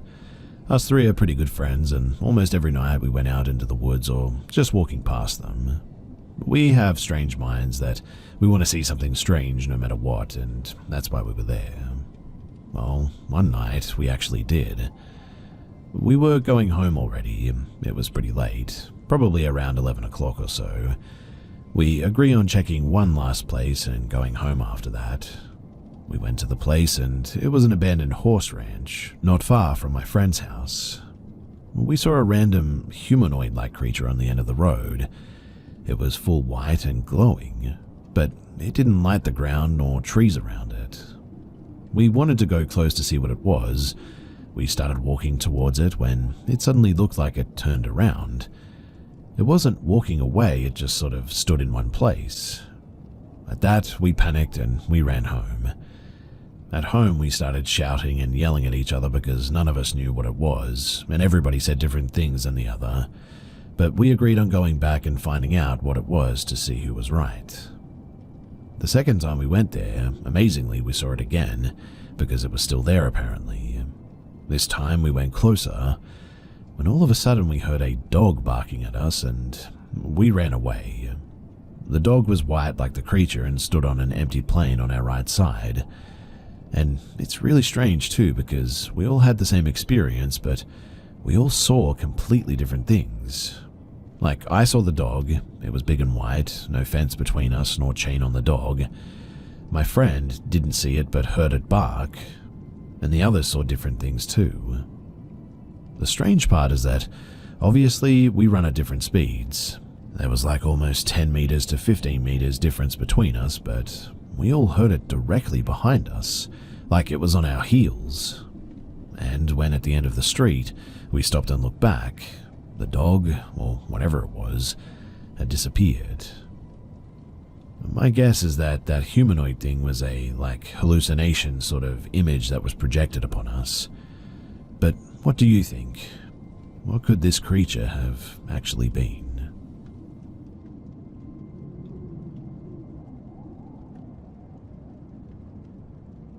This happened in February of 2016 when I was 23 years old. I was living in northern New Mexico at the time and had driven up to Boulder, CO to visit a friend for the weekend. I had taken this route several times before, so I was comfortable driving the long distance alone. The trip home was uneventful until I stopped for gas in Alamosa. This was the last real town before home, about 90 miles to go and not a whole lot in between except for a few tiny rural communities and desolate high desert landscape. It was around 6 p.m. and starting to get dark outside. Now, as I pulled out of the gas station, I noticed a dark blue sedan pull out behind me and turn into the same highway that I was. I didn't think anything of it until the car started tailgating me. I was confused because they could have easily passed me if I was driving too slow, since there were hardly any other cars on the road. When I sped up though, they did too. When I slowed down, so did they. No matter what speed I drove, the car stayed right behind me. I assumed it was a cop waiting for me to make a mistake to pull me over, but it just never did. I was starting to get uncomfortable, so in the next little town of Antonito, I pulled over onto the side of the convenience store, thinking to myself that if this was a cop, they would surely get out and talk to me at this point. They pulled up right behind me, but nobody got out of the car. I parked and waited for several minutes before driving off, with the car still following close behind. 60 miles until home now. As soon as I crossed the state line into New Mexico, I knew that this was definitely not a cop. My heart sank as I drove deeper and deeper into the dark mesa. I didn't have a real phone at the time, just an old iPhone that couldn't connect to Wi-Fi, so there was no way for me to let anyone know what was happening. It also feels important to mention here that this is a particularly sketchy area. A lot of eerie and sometimes downright frightening stuff happens out here on the mesa. I was so distraught over why this person was still tailgating me that I drove right past the last turn onto the long dirt road that would take me home. I was so distraught over why this other person was tailgating me like this that I drove right past the last turn onto the long dirt road that would take me home. Thankfully, just down the highway there was a popular and well-lit, scenic rest area that I could turn around at. The sedan, of course, pulled in right behind me. But this time, feeling brave and a bit stupid, I guess, I decided to confront them. But behind the wheel was a totally normal-looking middle-aged woman. I'm not sure what I was expecting, but it certainly wasn't that. The back seat was too dark to tell if anybody was sitting back there, but I asked what the heck her problem was, and she apologized, saying that she thought that it was her daughter's car. Which made no sense because my car had a completely different state's plate and was also covered in very unique bumper stickers. There was no way that it could have been confused for anyone else's car, really. And also, why wouldn't she have just called her daughter instead of following for close to 90 miles? It made no sense, so I told her off and she apologized again. When I got back onto the highway and turned onto my dirt dead-end road, she turned in too. I immediately pulled over and yelled at her, "Lady, stop following me. There's no out to the highway from here. It's dark and confusing and a very dangerous place to get lost. You need to turn around now." She apologized, but when I got back into the car and started driving, she kept on following me. Thankfully, I was close enough to home and knew my boyfriend was there waiting for me, but she even pulled into the driveway with me, this time getting out of her car, asking if she could please stay the night. She was so tired and to please let her in. I was screaming at her to leave when my boyfriend came outside hearing the commotion. Literally, the moment that she saw him, she ran back to her car and she just peeled out of there. The whole ordeal was so strange and so freaky, and to this day I have no idea what she really wanted, or why she chose to follow my car for such a huge distance.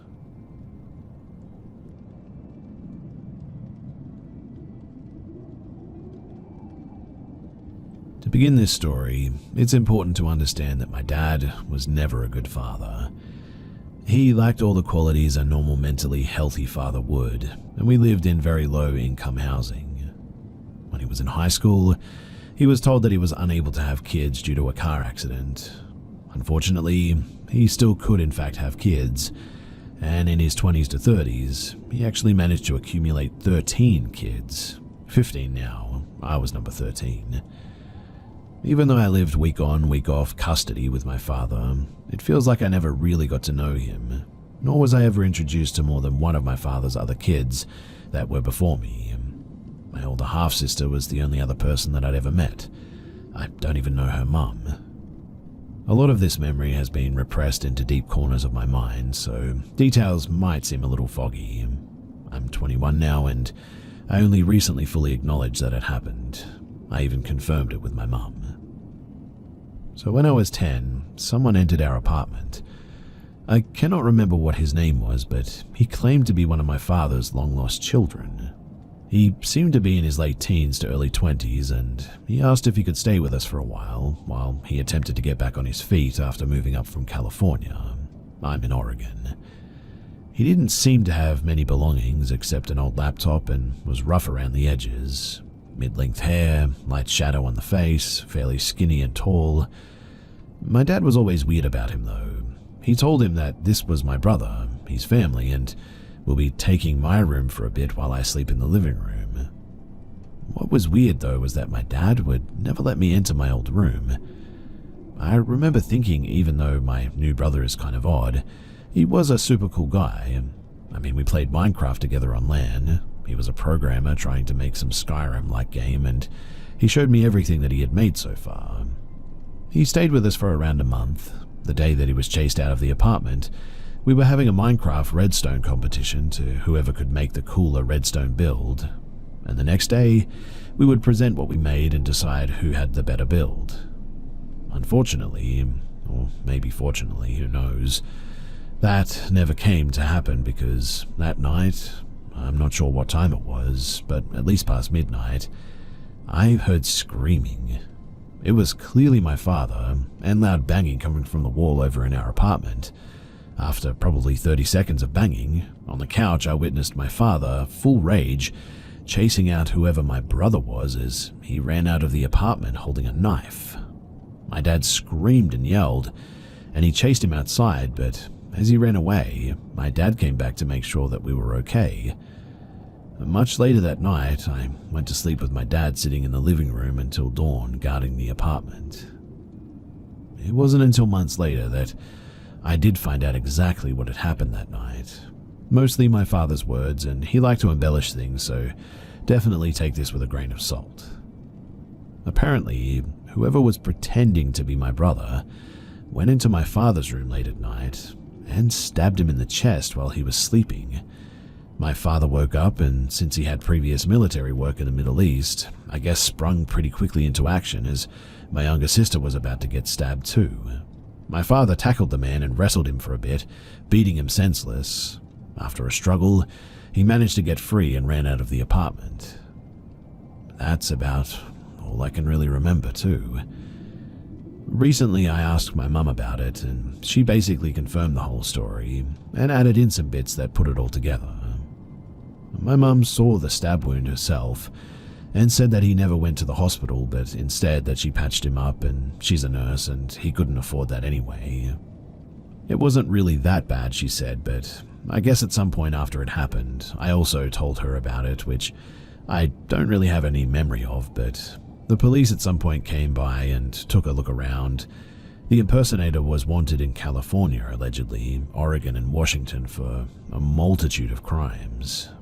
I don't remember his name, so it's not like I could ever find out if he was caught or anything, but to wrap this up, and I don't know if this is really a good way to wrap it up anyway, but don't let random people in your house because, as I found out through my dad, that is really not a good idea.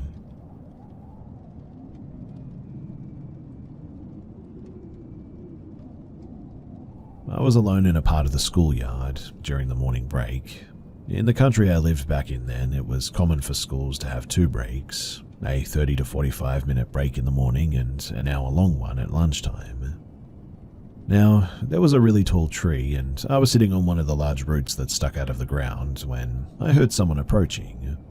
I turned to see who it was, and I saw that it was one of my friends. She said, "I bet you can't catch me." I told her that I could do it, and we started running around the tree while I tried to catch her and reach out for her. But we were both laughing, and she was right. She was way too fast for me to reach her. Then one of my classmates called my name. I stopped running and turned around, and the boy who called my name asked, "What are you doing running around the tree by yourself like that?" I was about to tell him that I wasn't alone when I suddenly saw that my friend, who I thought was there with me just a few seconds ago, wasn't there anymore. It was really strange for me. So in the end, I just told the boy that it wasn't important and I just felt like doing it. Later that day, I saw my friend and she came and said, "How have you been?" And it was like she hadn't seen me that day. I didn't say anything about it or about what had happened earlier, but while we were talking, she mentioned that she had spent the break in her classroom talking with some of her friends, and it was true because I asked one of the friends later. This made me think that I was crazy or something, as it was impossible that she could be in 2 places at the same time like that. Several years have passed since that day, and I really still cannot find an explanation for what actually happened, and I've really never told anyone about it too. I don't know if it was something supernatural, a glitch in the Matrix, or if I just imagined it, but what I do know is that I saw her. Also, I would appreciate if anyone could help me understand what this was and what actually happened, because it has had me perplexed for many, many years.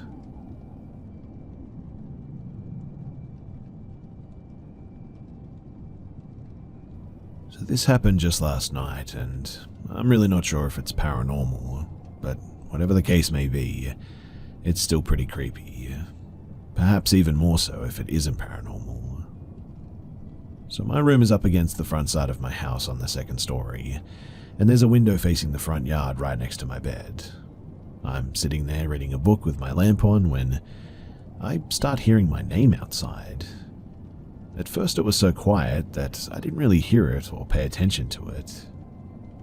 But then it got louder and louder, and I was really confused because it sounded like my old neighbor, who just moved out but visited that same day, because it sounded like an 11-year-old boy's voice, although it sounded off from my old neighbor. I was confused though because he had visited my house that day and had already left to go back to his house in another town.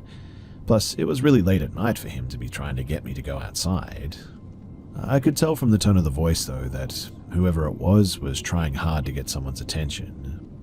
But right when I paid attention to the voice and thought all of this, the voice just suddenly stopped, and I realized that my shadow was being projected onto the window because of the lamp. I looked out the window, but I didn't see anyone there, but I did hear as if someone was opening and closing the downstairs window on that side. I went downstairs and checked with my sisters who were watching TV. I asked them if the TV was loud or if they heard someone calling my name, to which both of them said no, and the TV was actually really quiet.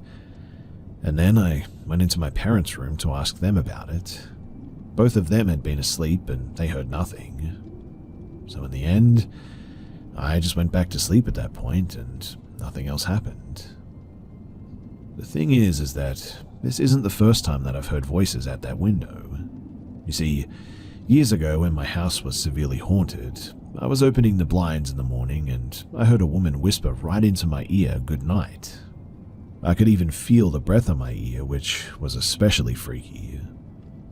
I smiled because I thought it was my mum at first messing with me and saying goodnight when it was morning. I turned around with a smile, and my smile immediately disappeared from my face because there was nobody else in the room.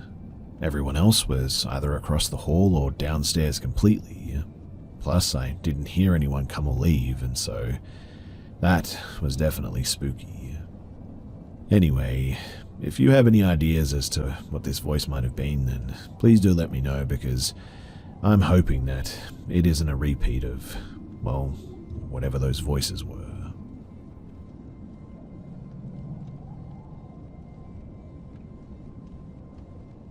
So my roommate has two boys. One is around 2 and the other 4 to 5 years old. They share a room which happens to be right next to my boyfriend and I's room. Their door is often left cracked open, so my roommate can check on them throughout the night. The other night, my boyfriend went to go and use the bathroom, but was actually stopped short by the older kid talking to something in their room. He was facing the closet while in bed, saying something along the lines of, "No, I can't go, I'm in bed." His little brother was asleep and nobody else was in the room. My boyfriend went to turn on the light as he was a little bit freaked out by hearing this, only to be startled by my roommate's kid now standing at the door saying, "I see you," then disappearing into the room. The next morning, I was sitting at the dining room table drinking coffee when my roommate's kid comes up to me and starts describing what he was talking to last night. He said that it was all black, had one eye and hands. When I asked if he was talking about what he was talking to last night and if he talks to it often, he then said yes. This morning, his grandmother, roommate's mum, told me that he often has nightmares where he wakes up screaming. I don't know if whatever or whoever he was talking to that night is attached to him or if it's something that's in our apartment. Whatever the case, it's pretty creepy, right? I've always had an odd feeling towards their room and never really felt comfortable going into it or even being near the door, really. There's been a few times my boyfriend and I have experienced odd things in this apartment as well, but this one, it definitely takes the cake for me.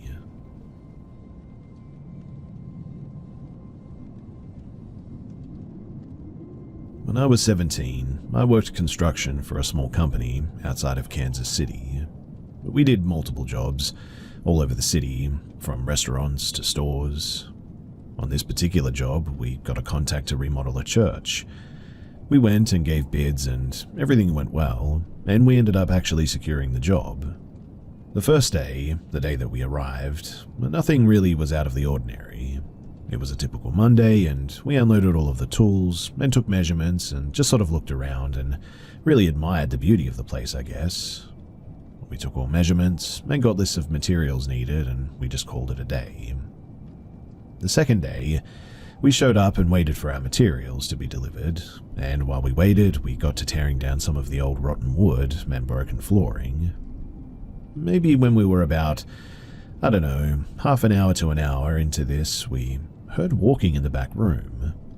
We thought it was the delivery guy coming in the back door, but when we went out to check, nothing was there, and the door was locked. We didn't think much of it and just shrugged it off, and soon enough the materials arrived and we started finishing up removal and we called it a day. On the third day, we show up and our supplies are absolutely in disarray.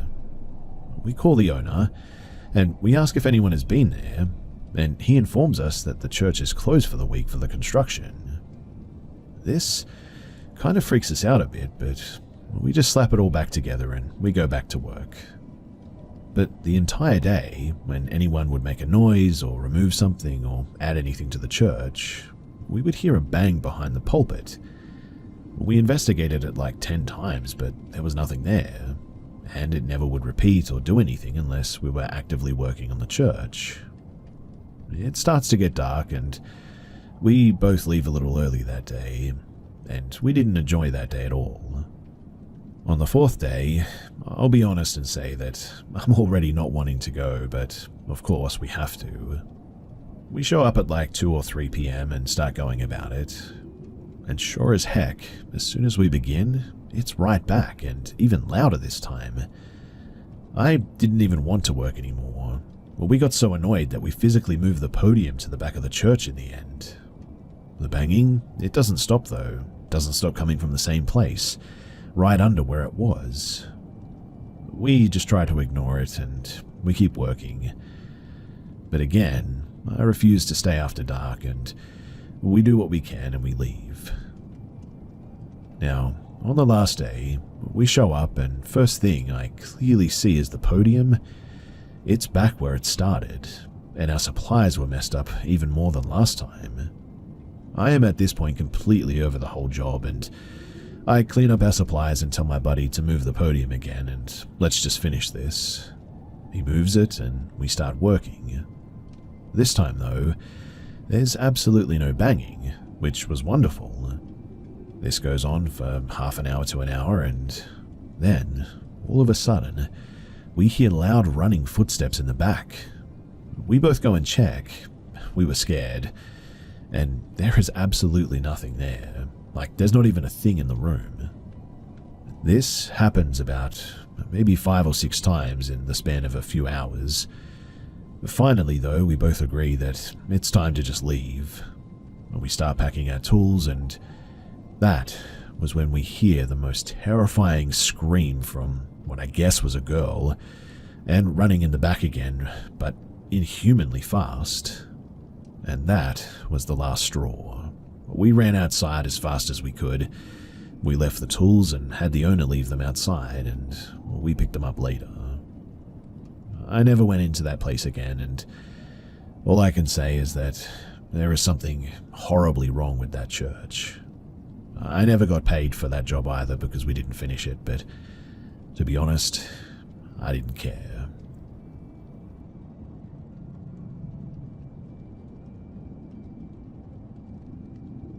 So I once babysat my 2 cousins, brother and sister, along with my little brother, at their house one summer. I was downstairs on the computer in the main room when the brother and sister just started fighting. It all began because the brother was snooping on his sister's phone calls with their mum or something, my aunt, using the other house phone or whatever. He quickly ran upstairs though, and locked himself in the master bedroom, using one of those old-fashioned metal locks to get away from her. As I ran upstairs to stop him from getting a beatdown, the sister SWAT team kicked the door open, breaking the latch, and just about got to him, until I split them up and I told her to go to her room next door and dragged him downstairs to sit with me and my brother while I went back on the computer. All of a sudden, though, I heard a similar kick to a door and thought, what the heck is she doing up there? The boys looked just as confused because it was such a loud noise and we thought maybe she was still tripping out.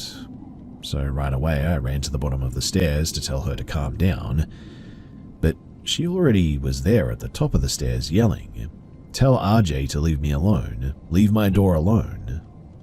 And my heart instantly dropped when I told her no one came up there. She turned her back to the wall and slid to the floor, screaming in horror. I ran up there shaking and brought her down slowly, trying to process how the heck that sound was made when she was the only one upstairs.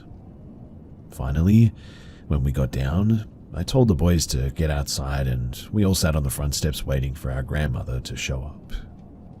She investigated the house and tried to say that it was just a truck passing by, but we all knew deep down that there was no way that it was a truck. A few years later, when they moved out, my cousin's dad finally fessed up that the previous owner, who was an old man, had actually fallen down those stairs, broke his neck, and laid there for a week before anybody found him. To this day, I think my cousin ticked him right off for breaking his bedroom lock, and did the same right back to her.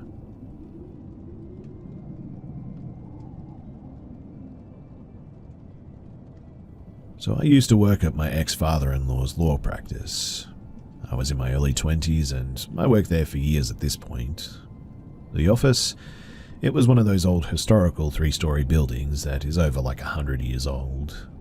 My co-workers and I, we witnessed all kinds of weird stuff there too. Sometimes we would see it together, sometimes separately, and sometimes we'd find evidence of strange stuff too. One time during everybody's lunch break, I decided to stay and work. The kitchen microwave door kept opening though. I would hear it, get up, close it, and sit back down. This happened 3 different times within the hour as well. Another time, my ex-sister-in-law and her 2 kids were visiting. They were just hanging out in the waiting area, and I was in the room talking to them. But suddenly, the kitchen light in the next room came on, and at the same time, 2 wall photos in the waiting room fell to the ground. That was pretty insane. Also, there was this sort of heavy old-school timestamp machine that was in the kitchen, and we would find it on the ground all the time. The thing, though, was on the counter, sitting against the wall, and it was super heavy. We eventually moved it to one of my co-workers' office, and it would fall on the floor in there too. Sometimes we would hear it happen even, and there it would be on the floor with no explanation for how the heck it even got there.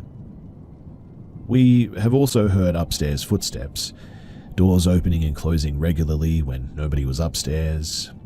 My ex-husband worked there too, and he said that he never experienced anything like that and thought that it was all in our heads. But he became a believer one evening when he stayed at work after hours. He was alone in his office, and a huge framed painting that sat above the old fireplace, the mantel, just crashed onto the floor, made a huge mess too.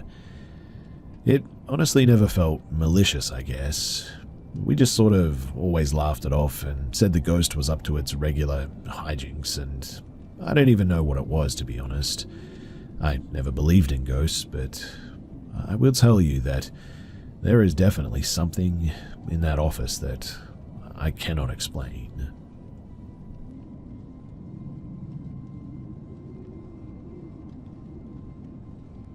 It was a typical Tuesday night, the kind where the darkness outside crept into the corners of the room, casting eerie shadows that danced across the walls. I was nestled on the couch, binge-watching my favorite TV series, oblivious to the horrors lurking just beyond my front door.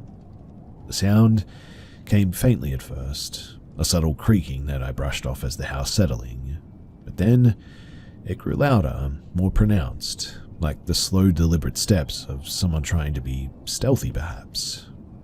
My heart quickened its pace as a chill raced down my spine, the air thickening with an undeniable sense of sudden dread. I glanced around, searching for reassurance in the familiar surroundings of my living room, but the silence that followed was honestly deafening, punctuated only by the pounding of my heartbeat in my ears. I convinced myself that it was just my imagination running wild, that there was nothing to fear. But then I heard it, the unmistakable click of the front door being unlocked. Panic surged through me as I leapt to my feet, my mind racing with adrenaline-fueled thoughts. Without hesitation, I crept toward the doorway, my senses on high alert as I strained to hear any sign of movement on the other side. And then I saw him, a shadowy figure looming in the doorway, his features obscured by the darkness. Fear gripped me like a vice as I stumbled backward, my voice caught in my throat. "What do you want?" I managed to choke out, my words trembling with fear. But he said nothing, his silence more chilling than any words could ever be, really. Instead, he advanced towards me, his movements slow and deliberate, like a predator closing in on its prey. I backed away, my mind racing with desperate pleas for escape, but there was nowhere to run, nowhere to hide from the terror that had invaded my home.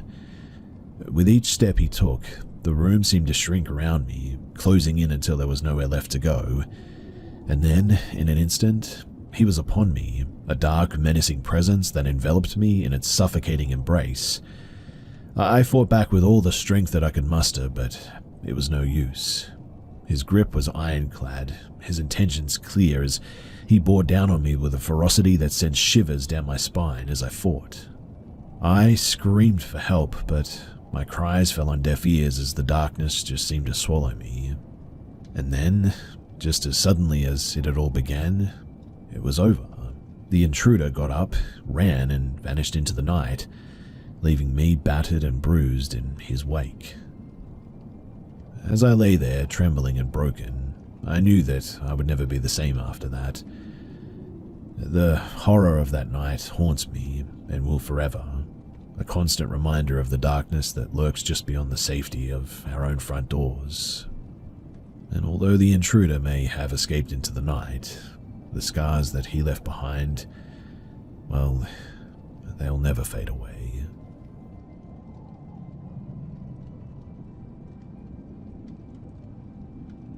This happened a while ago, back in late July, early August of 2022, at around maybe 9 o'clock at night. I think maybe even slightly earlier than that. Anyway, me and my friend, we decided to take photos in the forest that evening. Yeah, I know, it's a bit of a dumb idea, but everything was going fine. Of course, slightly scary due to the dark, but all was well.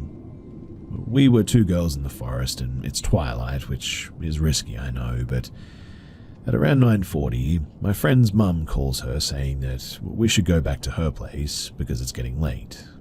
This was understandable, so we ended up heading back to her place. I ask her, can we take the shortcut out of the forest, and she says alright to this, and that was our biggest mistake. While going through the shortcut, I see some guy in front of us. I then notice that he's holding an axe in one hand and was wearing a horse mask. He was quite tall, being well over 6 foot, and he was slowly coming towards us. I suddenly take my friend's hand because, well, I'm thinking that we're about to die, and tell her, do not go there, there's a dude wearing a horse mask up there. But she ignores me, continues walking towards him slowly. With no emotion, I just take her hand and just force her to run to the longer exit from the forest. While running, I'm literally not hearing anything she's saying to me because I'm in a complete panic. While running, I see a random woman walking with 2 average-sized dogs. Yes, I know I'm dumb for not warning her about the horse dude, but I was in a panic, like I said. And finally, we escape the forest and are about to go to her place. While walking to her place, she's asking me a bunch of questions like, what was that stuff back there? And she also mentions hearing that the guy was running after us. So yeah, we were petrified and we go to her place and we just talk about what happened. And to be honest, I genuinely wish that that was the end of it, but it wasn't. You see, in October of 2022, I was casually browsing Latvian news and see some articles about a dead person in the same forest that me and my friend were in. So, my question is, did we escape a murder via an axe dude wearing a horse mask?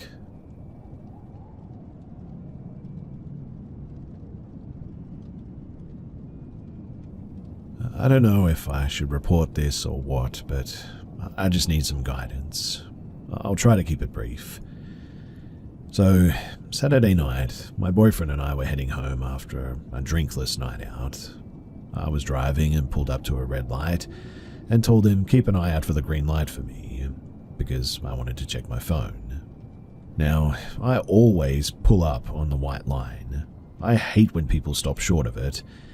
I was fully aware and not sleepy at all when I said this, and for some additional context, I was going down a slight hill as well. I was up the hill from the light, so I would have had to have rolled backwards up the hill with my car in drive. I also have the auto parking brakes on when my car comes to a complete stop. But the next thing I know, I just woke up, car about 40 feet away from the line by the red light. Confused and a little bit panicked, I muttered something like, "What the heck?" And my boyfriend sat up and said, "What just happened?" I snapped at him. I said, "Let me know when the lights turn green. I don't know." And he said, "Wait, how long were we sitting here for?" I shrugged. He then says, "My video's been playing for 10 minutes. And went back through the video that he had just started and didn't remember any of the video in the time that had passed. It absolutely creeped me out though. In fact, I barely slept all of Saturday night. and Sunday I joked about it with my sister. But today, on the way to work, my boyfriend and I passed the same traffic light, so I asked him, "What do you think happened Saturday? Weird, huh?" And he had no idea what I was talking about. I recounted the entire story as specific as I could, but he didn't even remember getting home or the ride home at all. So my question for all of you guys is, what the heck actually happened? Something supernatural? Was it an abduction case? And if so, do I report it? And to where?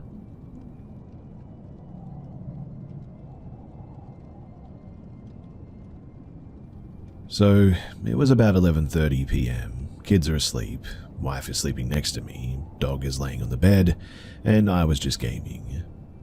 Everything is quiet, lights are all off in the house for the night, and I'm chilling, playing some Halo, I think, when all of a sudden I start hearing some heavy footsteps walking up the staircase, coming upstairs. Our stairs are very creaky, so when you get to the top of the stairs, the last 4 stairs will creak, and they make a loud popping noise that you can hear pretty well. Normal stair sounds, right? Well, it wasn't normal to hear that at 11:30 at night when everybody else is asleep and accounted for. My blood ran cold. I suddenly got chills, and I feel like somebody is about to walk through the bedroom door I leave creaked open for our son to come and get in bed with us if he wants. I was thinking too, I know for a fact that all the doors were locked, so it's not an intruder. It's not the dog because it's sleeping on the bed, and it's not our kids because one's a baby and the other is asleep.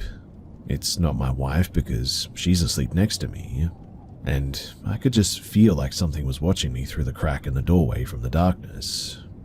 I know that it wasn't the house settling because it doesn't make that sound when it does, and that distinct sound is only made when somebody is walking up those stairs. The only reason that I know that it was something weird is because my wife and I have heard the same sounds before when nobody was there. And again, nobody should have been there that night. We don't think that our place is haunted, but honestly, I don't know anymore. Who knows? Maybe we're wrong.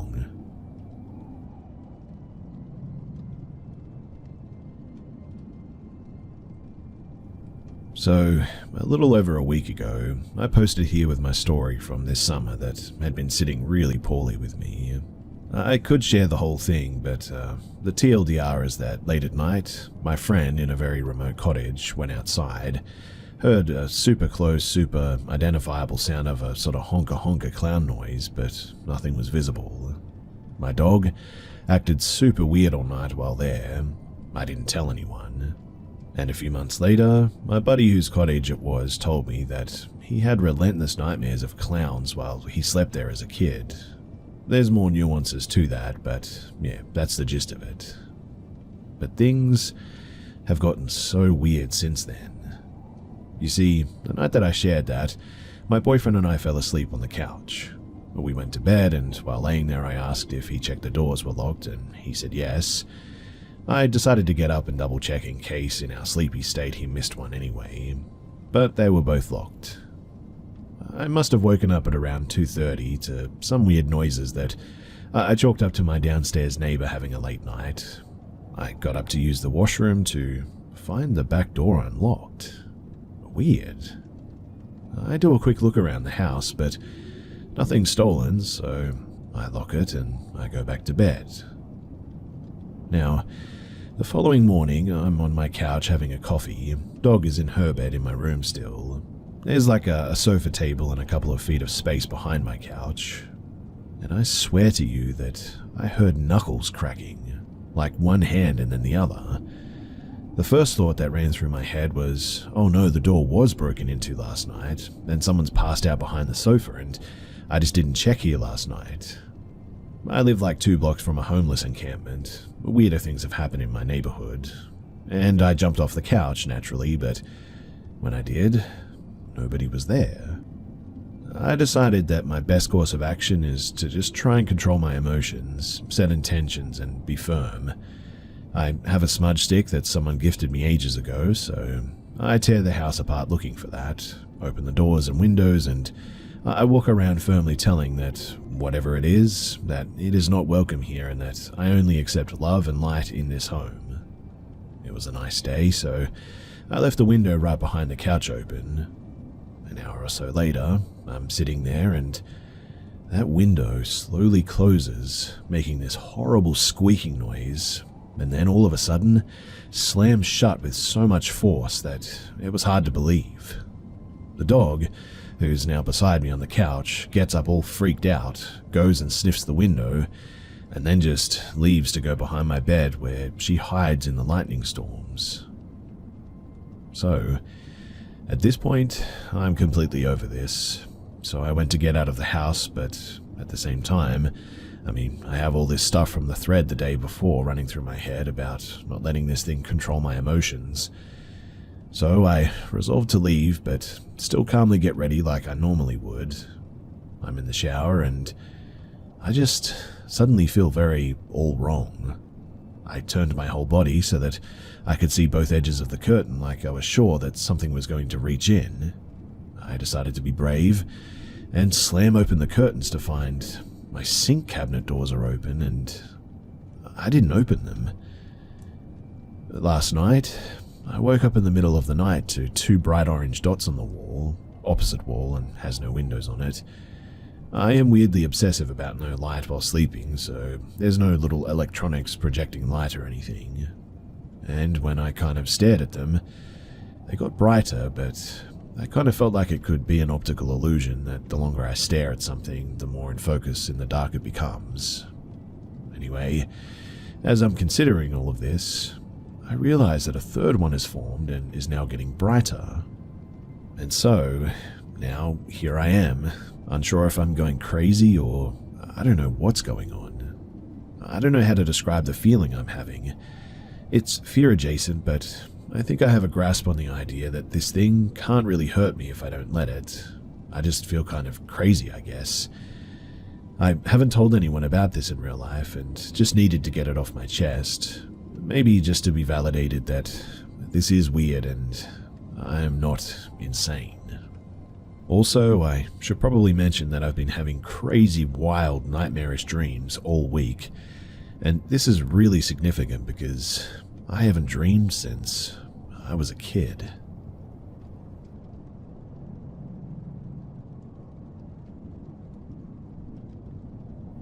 When I was 9 to 10 years old, I was laying in bed and went to get off my bed. I put my feet down on the ground and a hand shot out from under my bed and grabbed my ankle. The hand was a dark green color. It also looked really wet and sort of slimy. There was what looked like foliage or something on it too, but I don't know if they were leaves or something else. Just weird small patches that kind of resembled leaves, I guess. It seemed like the hand was trying to pull me under the bed though. It was definitely trying. As you can probably imagine too, I was screaming and I absolutely freaked out. I ran right to my parents' room and was just completely out of my mind as I was trying to tell them what happened. I still get freaked out having my feet next to under the bed like that. In the same house too, my brother had a similar experience. He said that there was a hand that grabbed his ankle too. The hand that grabbed his was completely white though, and he said it kind of resembled a Mickey Mouse glove.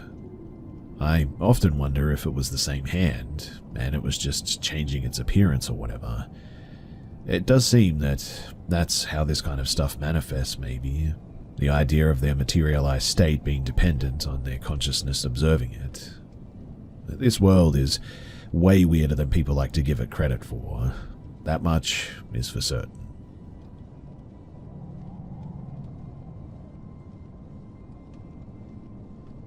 So my girlfriend and I went to pick up a pair of chairs yesterday from someone on Facebook Marketplace. We live in the Northeast and it was about an hour away, but a pretty good deal. And we enjoyed a nice autumn drive anyway.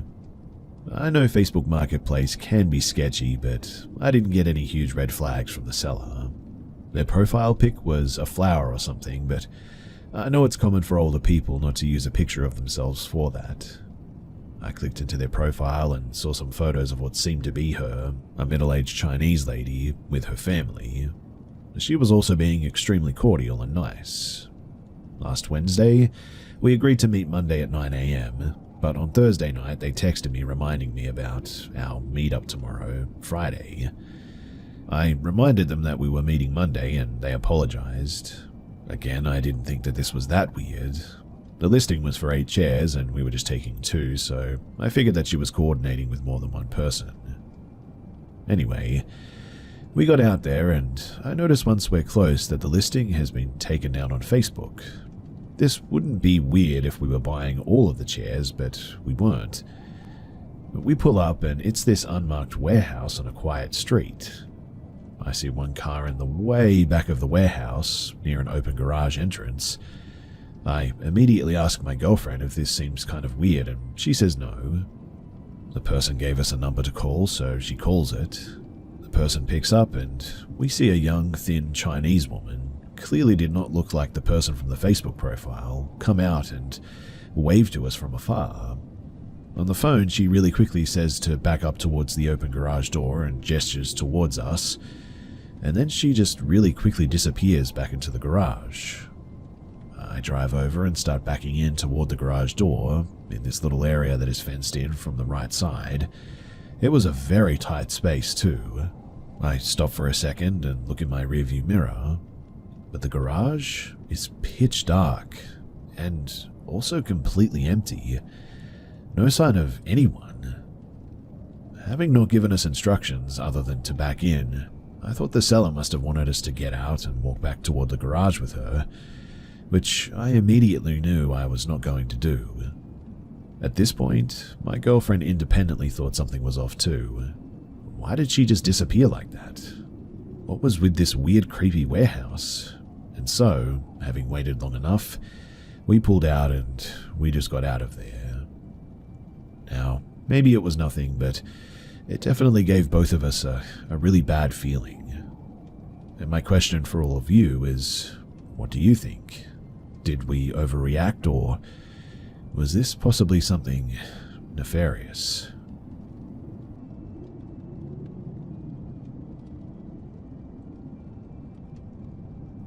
My 3-year-old son suffered from chronic ear infection last year, which led to him having high fevers.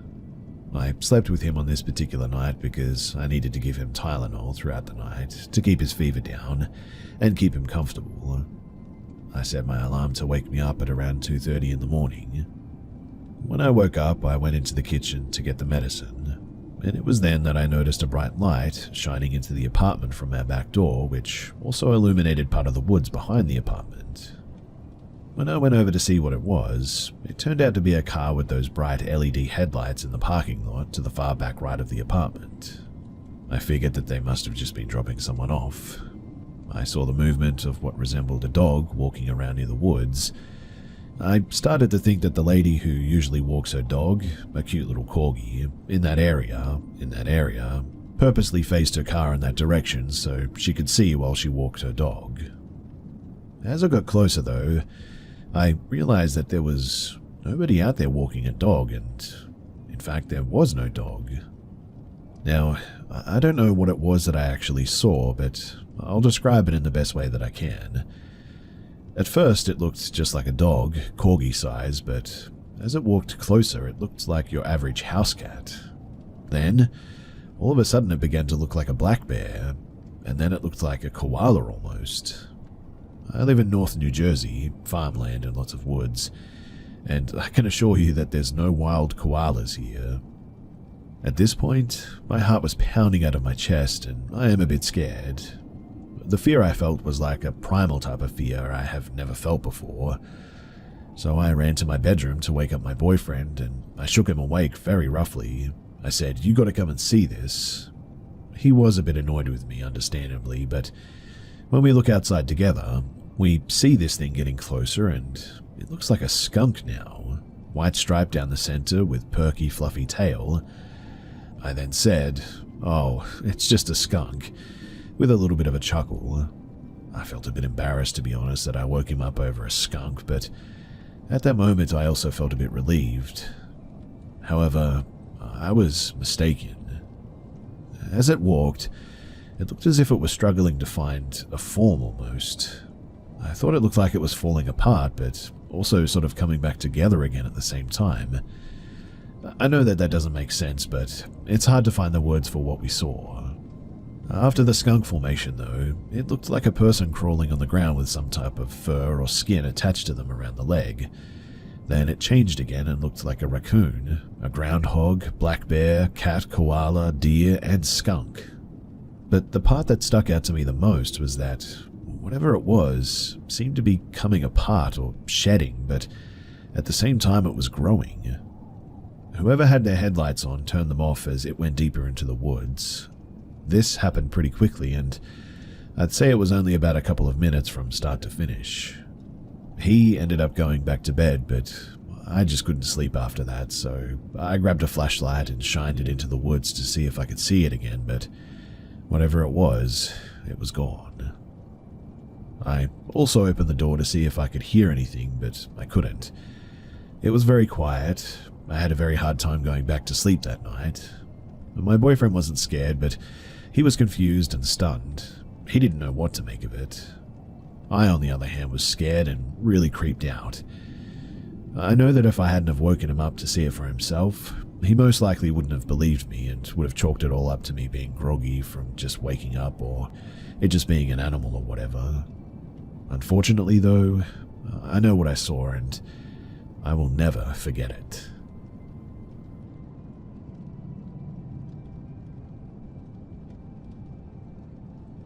So I'm from a small town known as Bettyville. Blink and you'll miss it. Everyone here has some kind of ghost story, and I do mean everyone. The ones that always stuck with me, though, were my dad's stories. He was always out in the backwoods.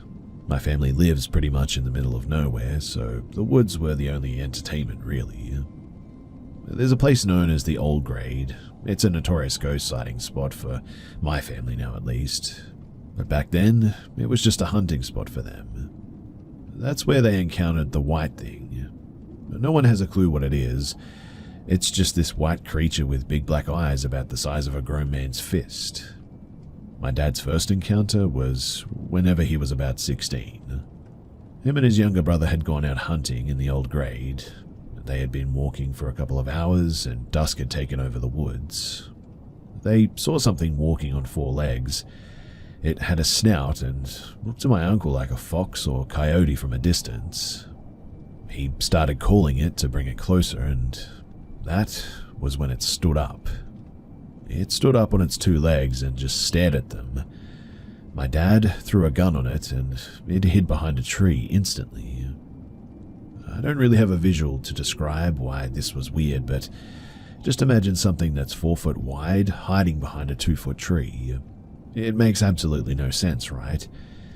The chittering noise that it was making is really hard to describe. In fact, my dad said that it was too hard to describe for him, but it gave him chills talking about it. Upon seeing this, though, they started backing out of the woods and stayed in the light. It didn't seem to want to get any closer if they were in the light, but was sort of moving towards them when they stepped into the shade. They made it home, though, and they tried to tell my grandma what they had seen, but she just brushed it off. My dad and uncle know that they had seen something, though. You can just read the dread and fear all over them when they talk about it, too. And this story has always been the one to stick with me. I don't go in those woods once it gets dark. I don't even really go in the day, to be honest. I feel like whatever is haunting those woods, or whatever is in there, just doesn't want us there, and to be honest, I'm happy to oblige.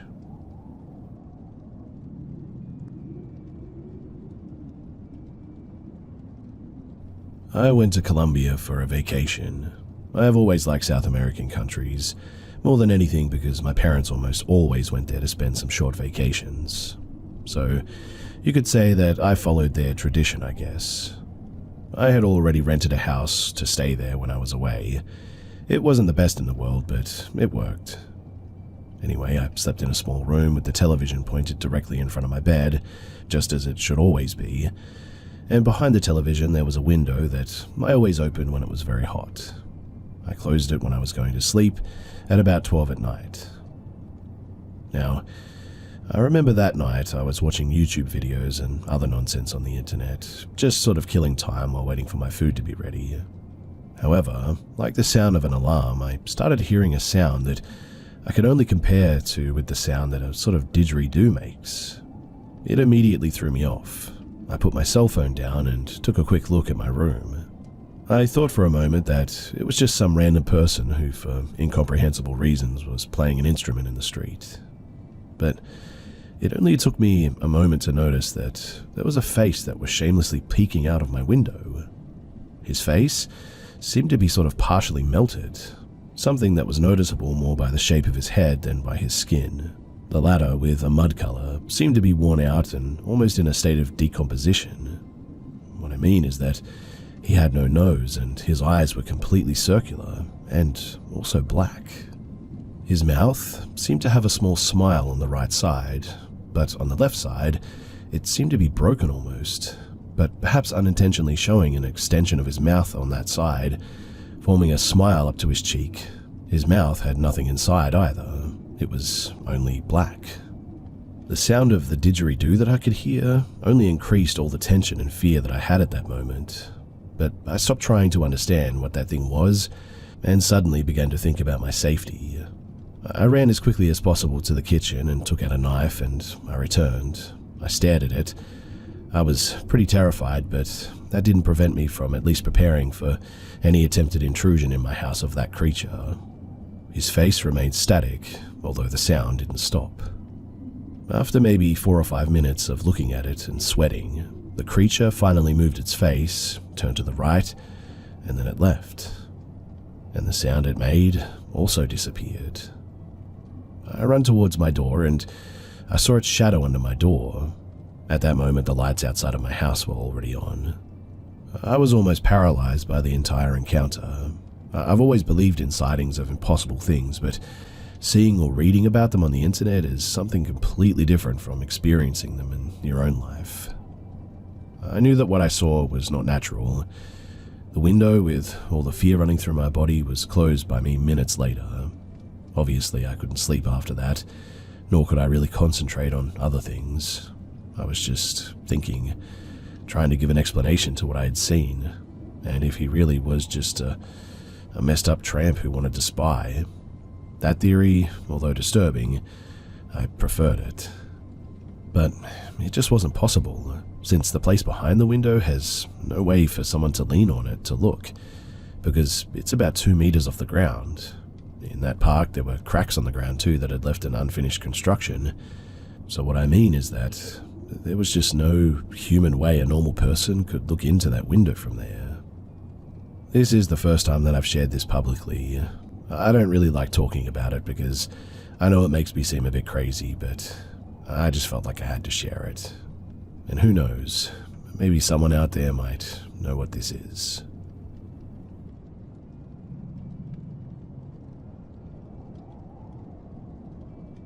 So one day, me, my parents, my sister, my uncle, my aunt, and my 2 cousins were out at the park or something.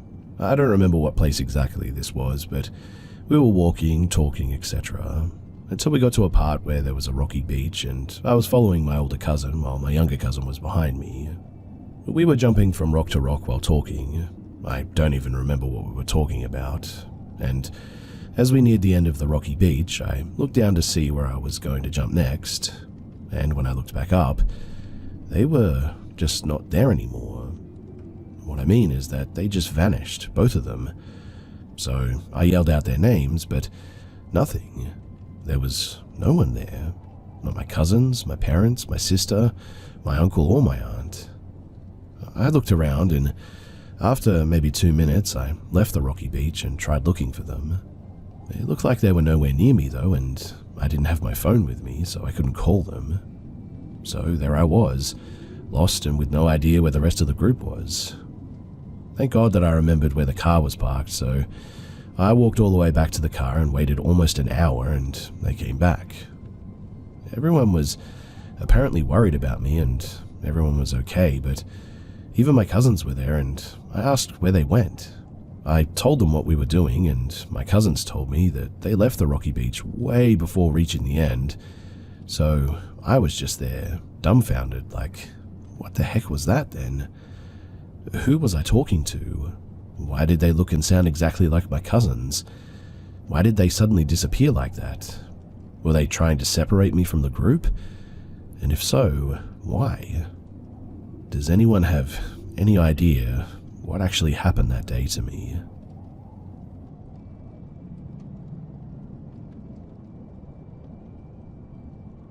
When I was about 18 years old, I was living at my mother's house, which was 2 houses down from my grandmother's. One day I was biking to my grandmother's house and I rode into the driveway, got off my bike, when I just felt something. Note that I'm pretty sensitive to things. When I sense something, I see a sort of image of what it is in my mind's eye. Anyways, I turned around and I saw a glimpse of a humanoid body with a deer head looking straight at me with my physical eyes. I then see someone who was also curious going over to it, where I saw it, that is, but they found nothing. I then went over and looked around the stone wall, but there were no signs of tracks or anything.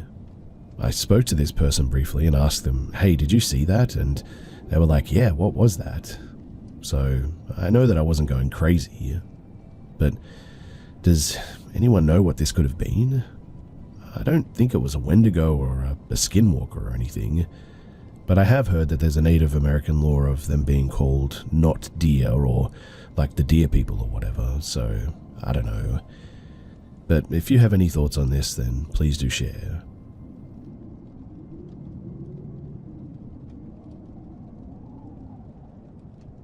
This first encounter took place in the summer of, I believe, 2016, in Ontario, Canada. Although it was a while ago, I'll admit, I still remember every detail like it was yesterday. If I'd been alone, I would have chalked it up to just something else, but the fact that both of us saw this thing is what really puts me off. So, a friend and I were walking along a trail that runs alongside the main river that cuts through the city.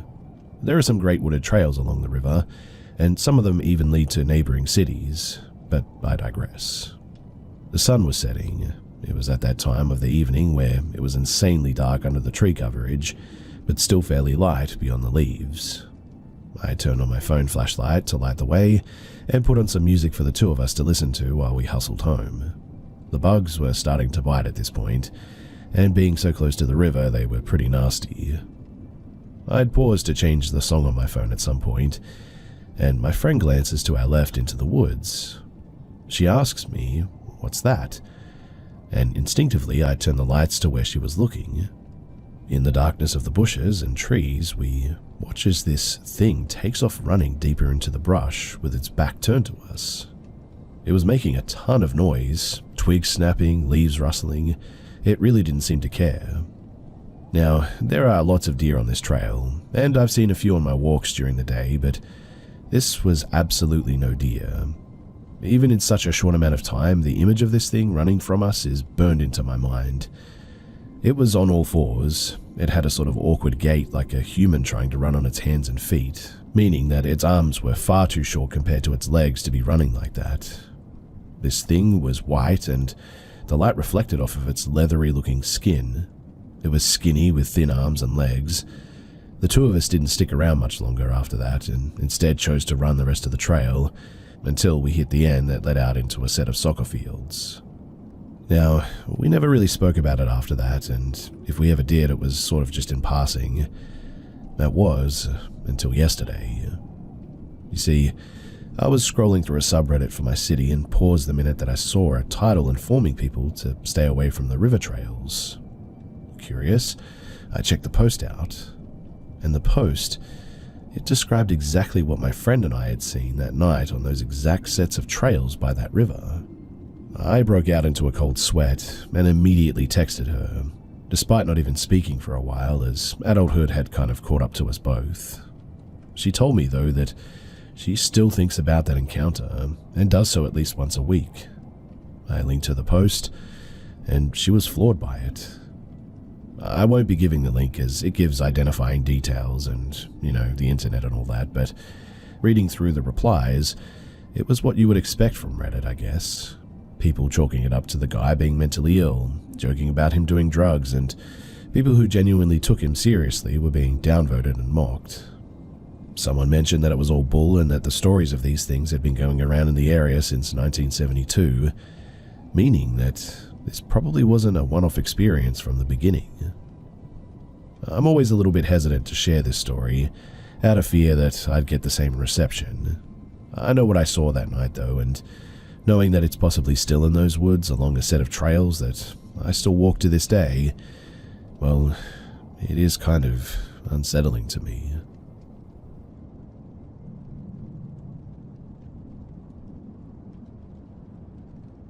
In the summer of 2022, my last camping trip with my family, we went to a popular camping location in Ohio. If you can figure it out, well, that's a bonus to you, but my sister and I, me 17 at the time, and her 14 at the time, shared a tent, so we stayed up giggling and messing around quite a bit, like or talking about boys that she liked. And mostly for week 1 in the 2-week trip, it was fine. We slept and talked like normal, until the second week where things took a bit of a turn. Now, I have a really hard time with sleeping, so when week 2 strolled around, my sister would be passed out asleep, and I would be sitting there, wide awake for hours at a time.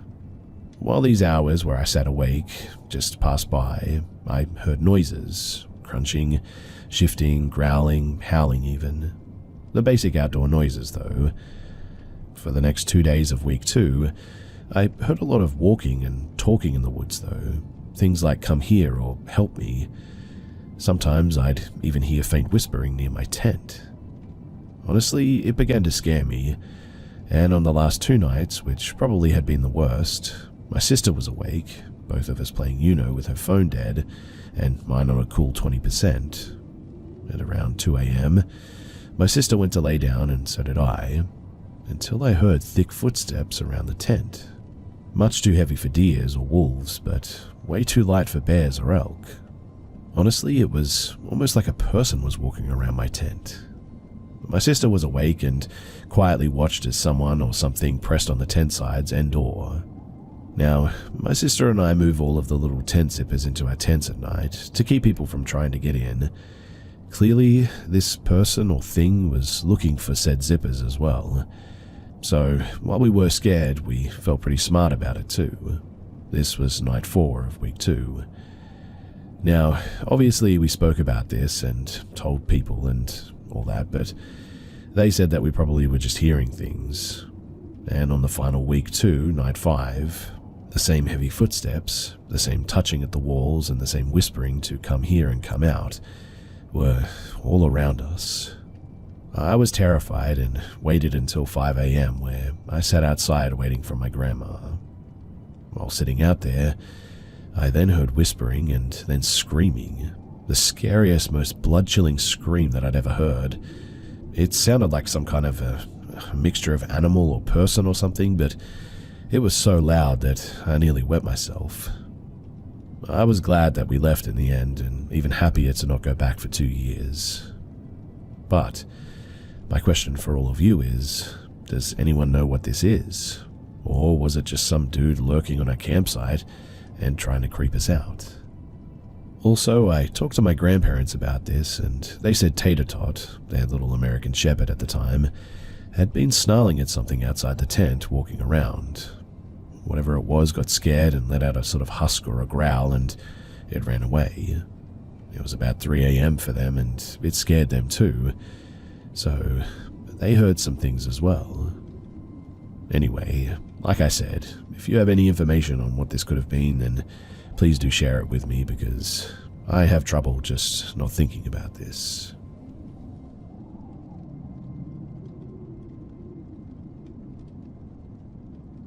Right after dinner, my parents were laying on the couch as usual, scrolling through their phones, while me and my youngest brother were watching TV.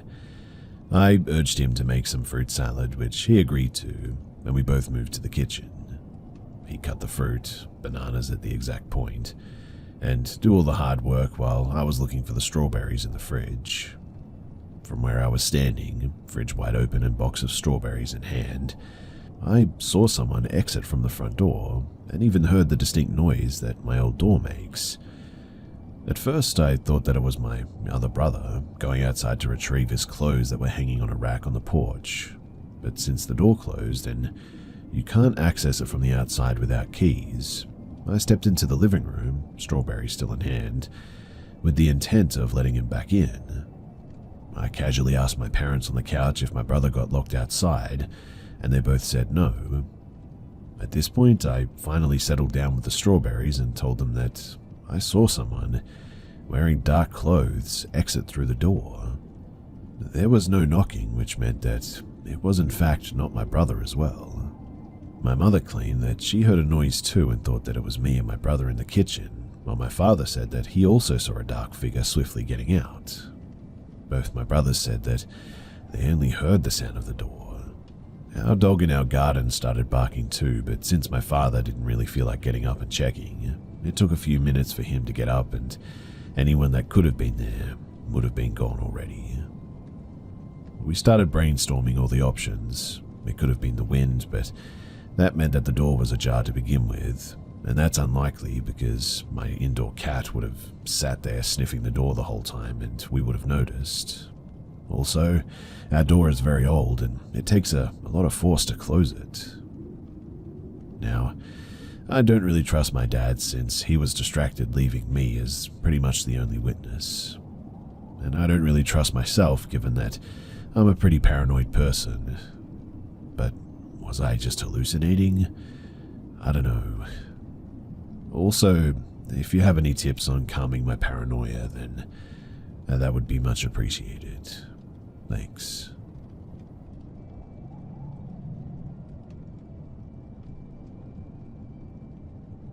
This happened back in 2013 when I was only 12 years old. I was home alone when this happened. I was sitting on my computer, and we had one of these old phones that had a cord attached to it at the time. Now, I grew up watching horror movies with my older brothers, and I hated being home alone at the time, so whenever I was home alone, I would open every door in the house to get the sunlight in and feel less scared that way. I had been sitting on the computer playing League of Legends when I suddenly get a phone call from my mum. I thought that it was a bit weird because she never calls me this early, so I decided to answer it. And what happened next is something that I'll never be able to understand. I answered the phone call and heard my mum whispering my name in a very low voice. I freaked out for a few seconds. I could feel my heart pounding. I started saying, "Mum," but there was no reply. So after a few seconds, I just ended the call and I sat down crying while playing until my mum got home from work. She could see right away that I was anxious and asked me if something had happened. I told her, "Why would you prank me by calling me and whispering my name like that?" And then she said, "I never called you. We even decided to check her phone and there was never an outgoing call to our house's phone." To this day, she swears that she never called me, but she remembers me being freaked out. My only theory is that it's either something supernatural or it was potentially one of my brothers pranking me, even though they all told me that they didn't. And none of us knew how to spoof a phone call back then, so to be honest, I'm not so sure.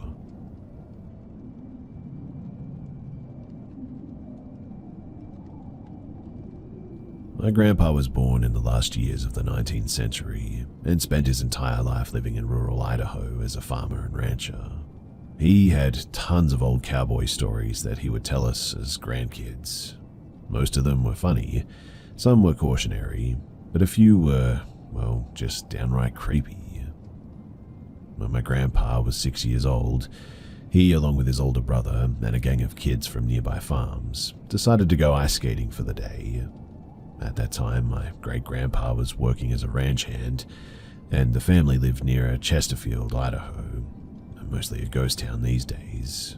But back then, it was a bright and sunny January day in 1902, and though the temperature was low, the sun kept things somewhat warm.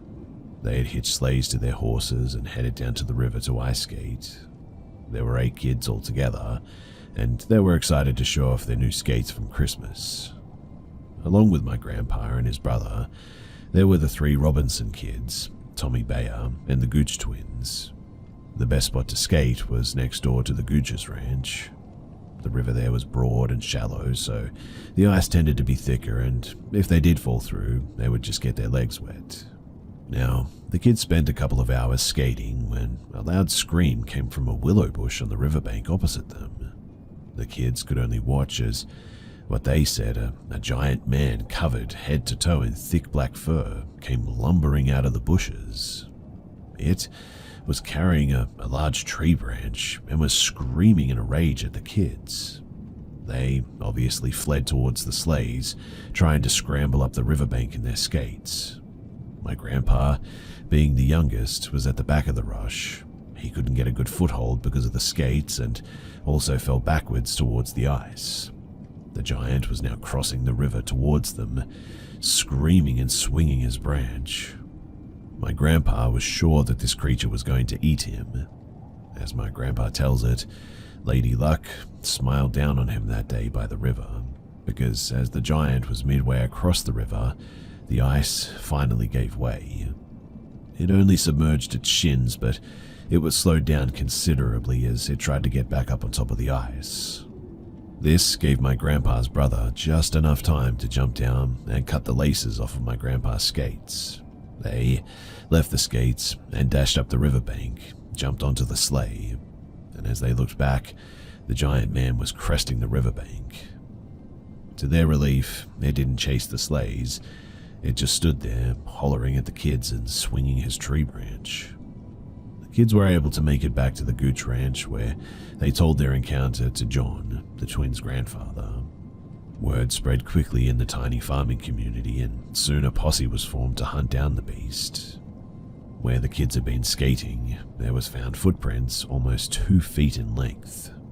My grandpa's skates, they were found near the tracks, and to many people's surprise, they had both been bent in half like horseshoes.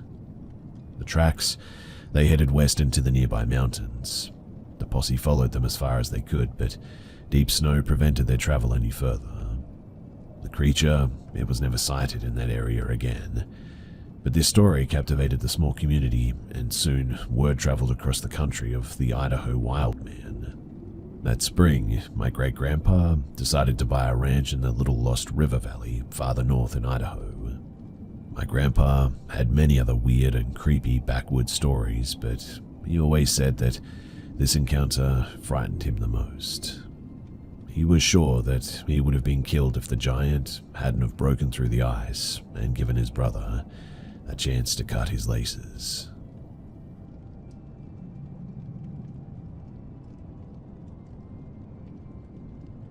The story is a little bit old, but I think it's still worth telling. I think I was about maybe 10 or 11 years old when this happened, and at that age, I used to go to church with my sister and come back at like 8 or 9 p.m.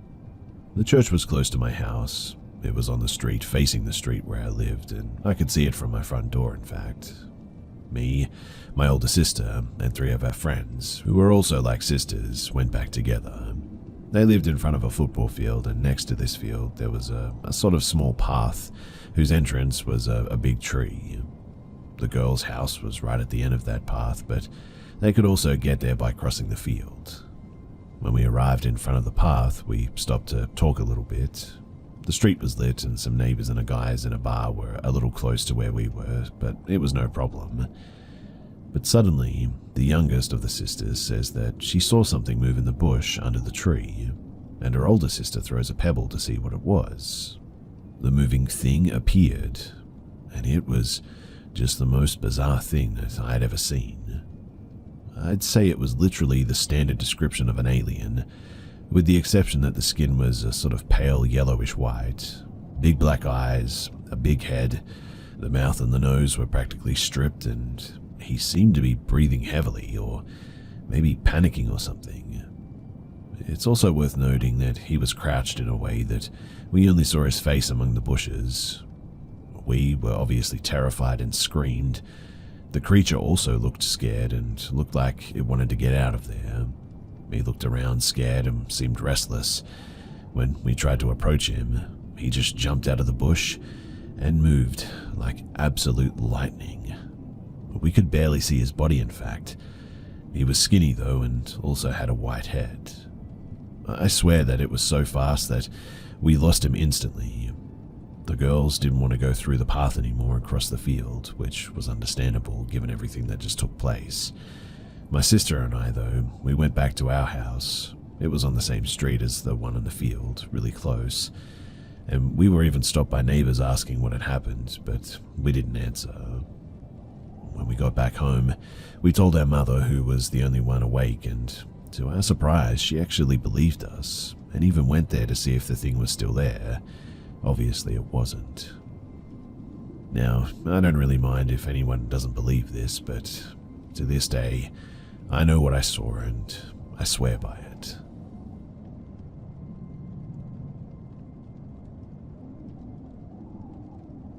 I was 10 years old and visiting my grandparents in Spain as they owned a villa there. In the evenings, we would go out to the same complex type place that had places to eat, bars, and activities for kids. One evening, my family were finishing up their meal when me and my two siblings wanted to go off to play. It wasn't far, and as parents do, we were told to stick together. So we're having a great time with the other kids playing, and I decided to walk back to my family for a drink and left my two siblings there. But as I'm walking back, the power goes out. The complex is outside, and this was late in the evening, so it was dark already, and all the music had stopped. Everyone continued what they were doing. Maybe the noise level raised slightly because of all the power had gone out, but nothing was lit apart from the slight dim glow of the streetlights across the road. Anyway, I'm walking through like a connection alleyway from one side of the complex to the other, so no one is around this part of the complex, when I notice a man walking behind me and start to get a sinking feeling in my chest. I didn't turn around and I just continued to walk, but I could feel him getting closer to me. He just keeps repeating hello and wait with an accent. I pick up pace and thankfully the lights turn back on as I'm briskly walking, nearly running at this point, and I reach the more populated area of the complex. I feel safer now and I turn around as I'm walking and see the man make eye contact with me and then puts a phone to his ear. Luckily, I make it over to my family. I look at the man again thinking that I'm just being irrational and he probably had good intentions. But the man dips out behind one of the restaurants and looks really shady all of a sudden. To this day, I still wonder whether it was an opportunistic thing that the lights went out, or whether it was part of an organized crime.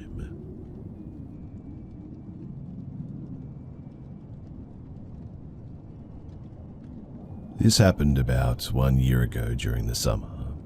Something that you should keep in mind too is that the house that I lived in had 1 acre of land surrounding the house. Where I had lived was near farmland. So, I'd woken up around 8 in the morning on my living room couch, having fallen asleep the previous night, as well as my mother and sister who were sleeping beside me. I had planned to watch this movie that I had finished the previous night on my laptop, as well as eat breakfast in the dining room of my house. I had sat down at the end of the dining table, which was the closest chair to the kitchen. Keep in mind that if I had leaned back on my chair, I could see into the farther side of the kitchen, where the door that led to the deck was, which had this huge window right next to the door, so I turn on my movie and start to eat my breakfast as my dog trotted over to me and sitting next to me. I believe I was about maybe 45 minutes into the movie when my dog had switched a spot, now sitting right under the archway that led to the kitchen, staring at who knows what. But I felt her move. I didn't really think anything of it, to be honest. I mean, if it was serious, she would have been barking like anything. Maybe about 10 to 20 minutes go by and I glance over at my dog, noticing that she's still staring at something. This time though, I heard sort of, I don't know, like shuffling or scratching over the kitchen. I called out her name, but she just wouldn't move. So when I had walked over, I followed her trail of vision and noticed that she was staring at the window in the kitchen that leads to the deck of the house. And I nearly wet myself when I saw something or somebody behind the window outside peeping through the blinds. I forgot to mention too that there was a chair on the deck right under that specific window, so whatever the heck that was had to have been balancing on the chair to look inside. It looked bald almost though, and white with pinkish tone. It had been holding onto the window frame, peering at my dog and I, while scratching the screen on the window with this horrible heavy breathing. I remember thinking in the moment that it was a person trying to break in, because whatever it was wanted to get in so desperately. The thing was sort of small though, and it seemed as if it didn't want me to see the rest of its face almost, only its eyes. This whole time my dog had been watching whatever this thing was and not barking. I'm saying this because something as simple as dropping a cup will send my dog into a fit, barking like crazy. Even a voice coming from the TV would cause a great couple of minutes of barking from her sometimes. So this behavior was truly unlike her. Now, as I said, I believed someone was trying to get in, so I ran over to the couch in the living room, shaking my mother awake and bringing her to the kitchen. And of course, whatever the heck it was had simply disappeared at this point. I would have thought that I was losing my mind too if my dog hadn't have been seeing the same thing as me. I peered out another window, checking the driveway in case it was a person and they had drove a car here or something, but there was nothing of the sort. My mother went out onto the deck and looked around, but there was nothing there, except fingerprints on the window frame. We checked through the whole yard and nothing was found except for the prints, but I'm quite traumatized still to this day, knowing that whatever had been there was watching me for quite a while and I didn't even know. And also the fact that if it was a person, it would take a while to get off of the land. Even if they tried running away, we should have caught them, because the yard is quite huge. I'm not living in this house where this had happened anymore, thankfully. I have other weird experiences in that house, but those stories are for another day, and this one certainly takes the cake. My son CJ, 4, appears to have an entity bothering him. He calls him his fake dad, creepily enough. He's mentioned him for a while now, but anytime that we ask questions about fake dad, he usually changes the subject. At first, we laughed about it, thinking it was a strange name for an imaginary friend, but I'm starting to think that that may not be the case. You see, recently it's been escalating. Last week, CJ told us that he used to have a fake mum, but she drowned in the ocean. Creepy, but we were driving back from the beach at the time. We asked if fake dad was with us, and he said no, and that he didn't really want to talk about fake dad. Tonight, my husband and I were eating dinner after CJ had gotten up to play, and we heard him say to himself, "Ouch, that was a bad idea. I should have never listened to him." We asked him what he meant, and he told us that fake dad had told him to walk across his new train track, his new birthday present that he loves. CJ told us that fake dad always tells him to do bad things like break his toys. He hasn't done this yet, but tonight was the first time he really opened up about fake dad. He also told us that fake dad gets mad when he hugs his real dad. He was pretty upset and told us that he doesn't like fake dad and wishes that he would leave him alone. As I'm sharing this, CJ started crying from his bedroom as well. I went to check on him, thinking that he was messing around and hurt himself or something, but the lights were still off and he had fallen off of the bed, which he has never done before. He was confused about how it could have even happened as well. This is escalating quickly now, and I'm just wondering what kind of entity this is and how I can help my son. Also, last night we heard a loud bang coming from CJ's bedroom. I went to check on him, but the lights were off and I could see CJ in bed, and honestly it looked like he was asleep.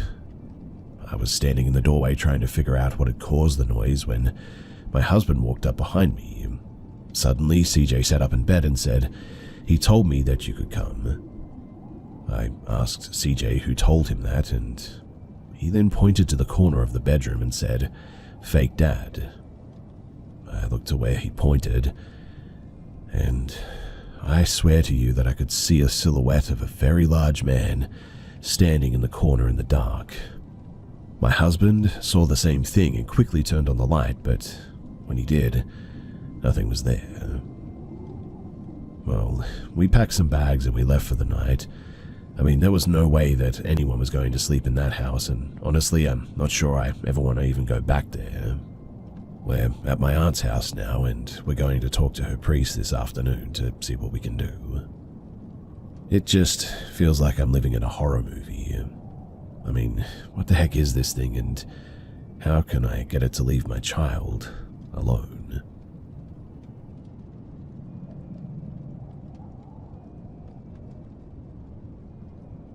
This happened about 17 years ago during summer break. My friend and I, we went to visit another friend who was staying in this tiny remote village in Belarus for the summer. The house was his grandparents', and the whole place felt super isolated. Honestly, it was actually a lot of fun at first. We went swimming at a nearby lake every day, and at night we'd stay up late just sitting by the water and whatnot, listening to the kind of deafening silence that you only get in the countryside, and just talking for hours. During the day, we'd go mushroom picking, explore the area, take pictures, and just make some really good memories together. We stayed for a few weeks, but then one of my friends had to leave early because of some family stuff or something. The only way out was a bus that came twice a week, and she missed it. So she came back to our friend's place and asked if we could walk her to a nearby highway to try and hitch a ride. The main road was about 7 miles away, so we started walking. When we got there, it was midweek and no cars had passed at all. I guess most people were still at work in this city, and as it got later, we decided to just walk back in the end. On the way back, we passed through a few neighboring villages that were half abandoned. Honestly, it was a little bit creepy, but we kept ourselves entertained by singing and joking around to keep the fear at bay, I guess. It was getting dark though, and we still had about 4 miles left. Then we ended up on this road with dense forest on both sides. And suddenly, we started hearing noises coming from the trees.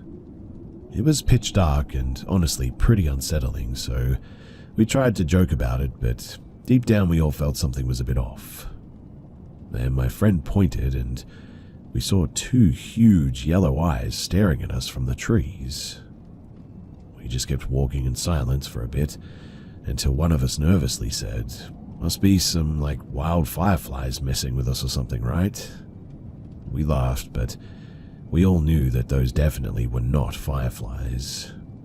Keep in mind, too, that this was before cell phones, so no way to call anyone. We just had to keep moving and get back safely. As we got closer to the village, 2 of us heard a female voice coming from the forest suddenly. We looked at each other, both realizing that we had heard it, while the third friend was talking and didn't notice. I instantly got goosebumps because it sounded real, and the fact that I wasn't the only one who had heard it made it even more creepier. We didn't say anything until we got back to the house, but here's where it gets even weirder. So, in Slavic folklore, there's not just the Leshy, the forest spirit who protects the woods and sometimes plays tricks on people, but also the Rusalka. Rusalki are these mythological female spirits often connected to lakes and rivers.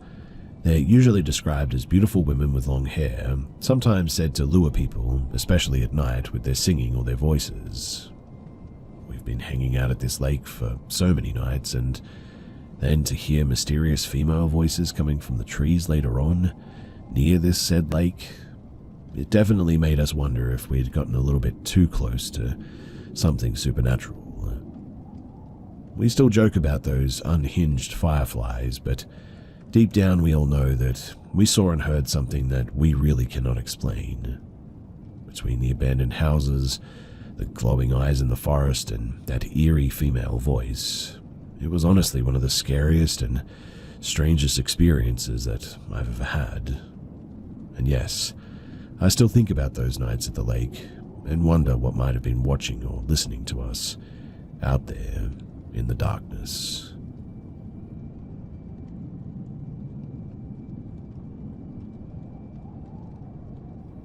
So, to protect the building itself, an old hospital, since it still exists and is vacant, I won't share its name and I'll be vague on the location, but I can assure you that the story is true. So I've been an EMT going on 19 years, and in those years I worked for many a different ambulance agency.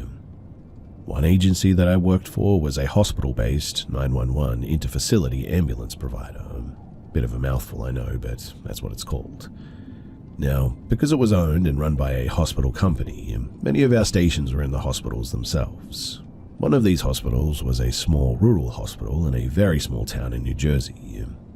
Years ago, smaller hospital companies like the one that I worked for were struggling financially, and larger corporations came in to buy out the smaller ones. Now, when this company came in, it decided to close permanently this hospital, and it was a gradual closure, but it happened. First, they shut down medical floors and other services, but kept the ER open, but only during normal business hours.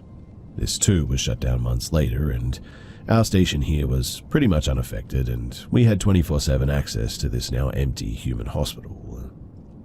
Well, this wasn't a full-time station of mine. I did work out there on a handful of occasions before they sold the building and moved the station elsewhere. Now, imagine a hospital empty of anyone, except one small office for an EMS crew. Everything was still in the hospital rooms and offices, obviously, just lacking humans. It was creepy having this building once full of life and energy, now silent and dormant. Anyways, I came in one morning and the ambulance crew that I would be relieving was out still. I get to the station at around 4:45 a.m. for a 5 a.m. clock-in time.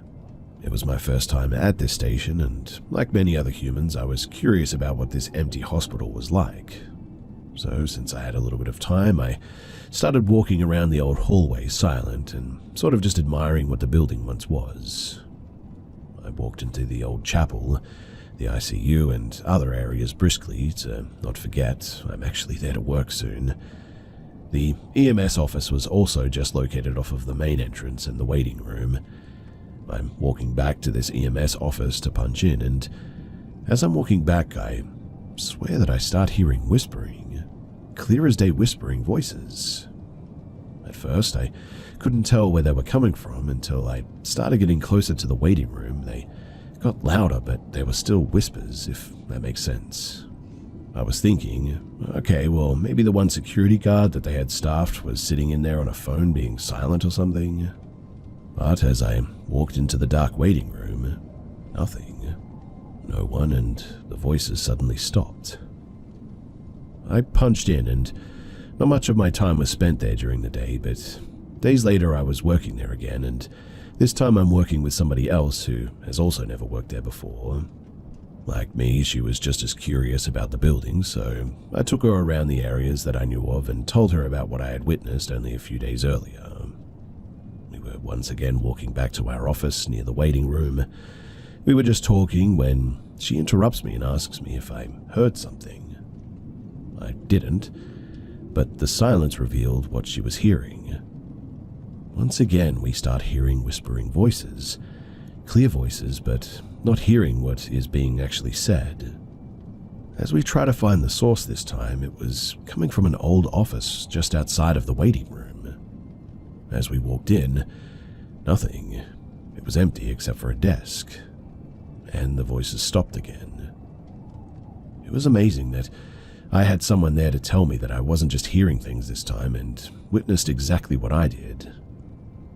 After that, I unfortunately never had a chance to work out there again, as the hospital got sold and the station was relocated elsewhere and all that. But this building still exists to this day, vacant and waiting for redevelopment, I suppose. Last time I drove by it, it was untouched, surprisingly.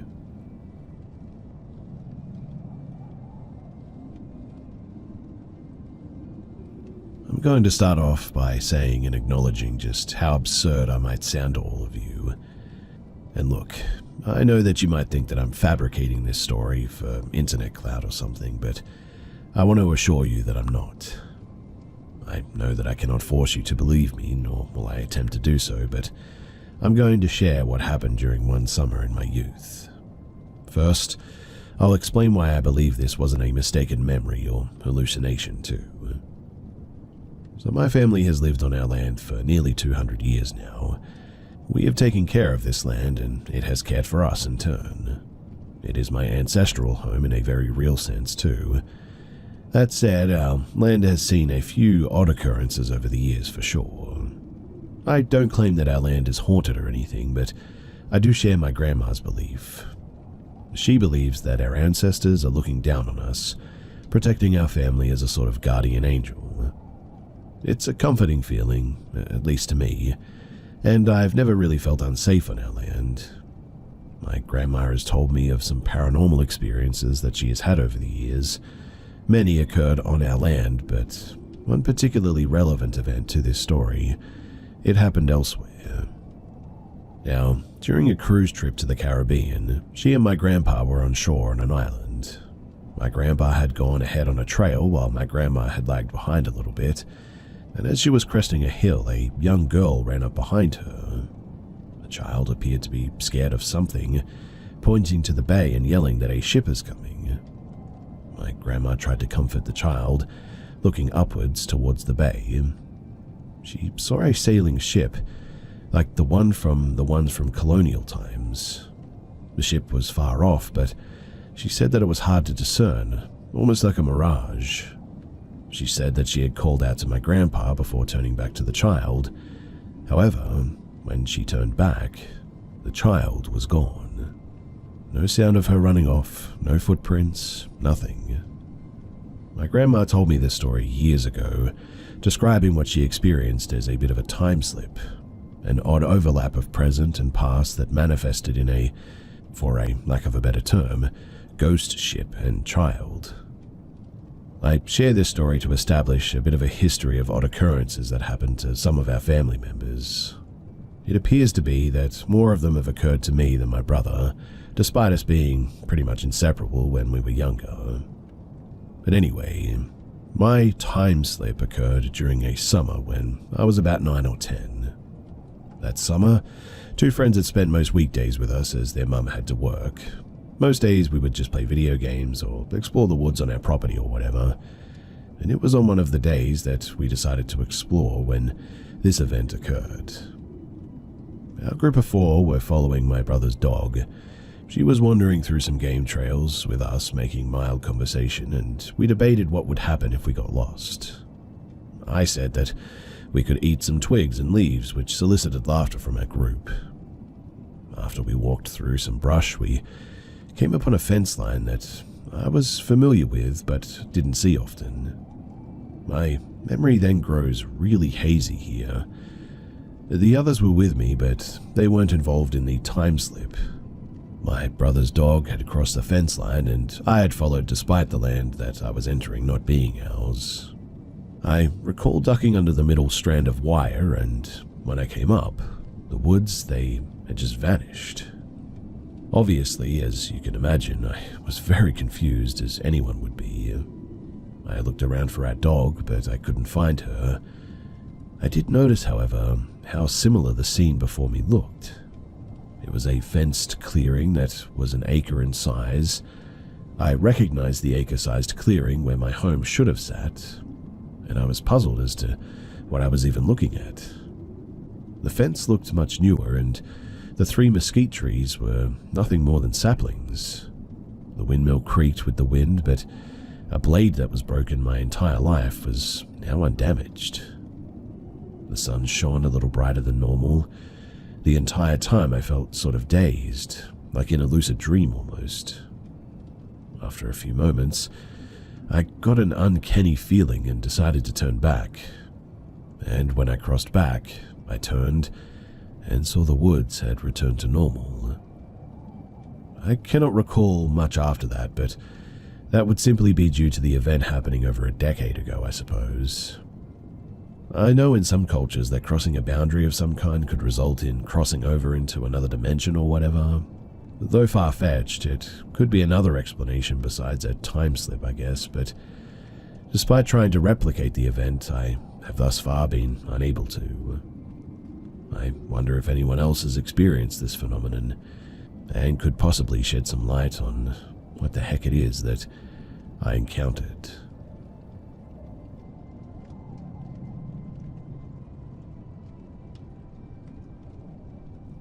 This might be a bit of a long one, so please bear with me. When I was 9 years old, my best friend Matt's parents offered to take us and his two younger siblings to a place called Discovery Zone in the next city over, about 40 minutes away. We had dinner afterwards and then headed back to our town, where I would sleep over at Matt's house. We lived in a part of the east side of town that was pretty rough, and there was a large swath of undeveloped land between the main road and the entrance to our neighborhood. On either side of the access road, between the two, were prairies overgrown with brush and weeds, and really nothing to speak of for maybe about half a mile in any direction at that time. Matt, his older brother, and sister were crashed out, and I was awake looking out of the window of the red Chrysler minivan that we were riding in. Now, it's important to note that as a kid, I was afraid of everything. I really mean that too. I used to turn off the light and sprint up the stairs. I used to sleep with the covers all the way over my head, leaving only a small opening for air, and I wouldn't even dream of watching a horror movie. So as I'm looking out of the window into the empty prairie on the right, that was when I see her, clearer than should have been possible thanks to the moonlight, a tall, frail woman, hunched over a bit, with long, thin, stringy hair. Everything about her was spindly, and I couldn't even tell that she was soaking wet, as if she'd just come out of a river or something. Then, as I fixated on her, she stopped walking and turned her head, and she saw me. As she raised her head to look at me, I realized that it wasn't a woman's head on her body, but that of like a horse or something, whose white hair was made grey and muddy by the water and the dirt. Not only that too, and although I couldn't see it perfectly, I knew that the horse's eyes were cloudy and milky, blind with age or disease perhaps. Now, here's the strange bit though. I wasn't afraid of her. In my mind, a voice was telling me that it was okay, that I had seen her and she had seen me now, and I didn't have to be afraid. My family and I are from Mexico, and I grew up in the Southwest, so I immediately equated what I saw with La Llorona, who all of us kids had heard of as a cautionary tale to get our butts inside before it got too late or too dark. I never told a soul about seeing her, and I never really thought about her again too. That is, until March of 2020. Now, during the COVID shutdowns, I spent a lot of time online, and much of that was on certain paranormal message boards. They used to be cool. One afternoon, I was scrolling through endless threads there when one caught my attention. Share your scary or paranormal experiences about Mexico. Reading through each of them was actually pretty fun, until I came upon this one from a guy who used to date a girl from Mexico.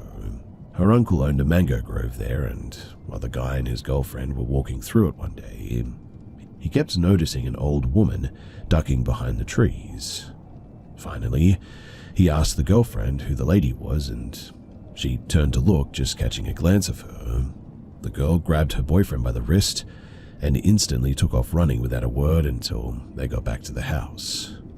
She breathlessly told her uncle that there had been an old witch spying on them, and that when she looked at her, the woman had a white horse head in place of her own.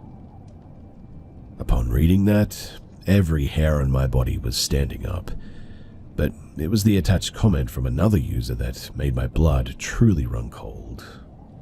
You see, his father and his friend had been partying in Mexico one night when they were young men, and were driving back when they saw a young girl walking along the side of the road, with her back to them, hunched over. She was dripping with water, so they stopped to see if she was okay. When they approached her, she turned to face them, and they just took off sprinting back to the car because Again, she had a white horse head, and the friend said that its eyes were milky, clouded, and blind. Now, I could accept the argument that whatever I saw as a kid was just pure imagination, but how is it that I imagined the exact same woman that these guys saw?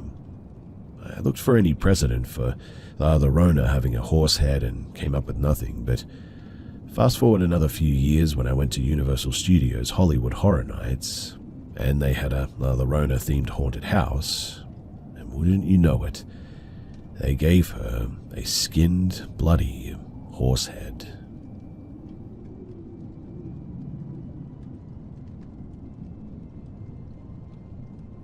My husband, 23 and male, and I, 22 and female, have been on our wedding anniversary for over a week now.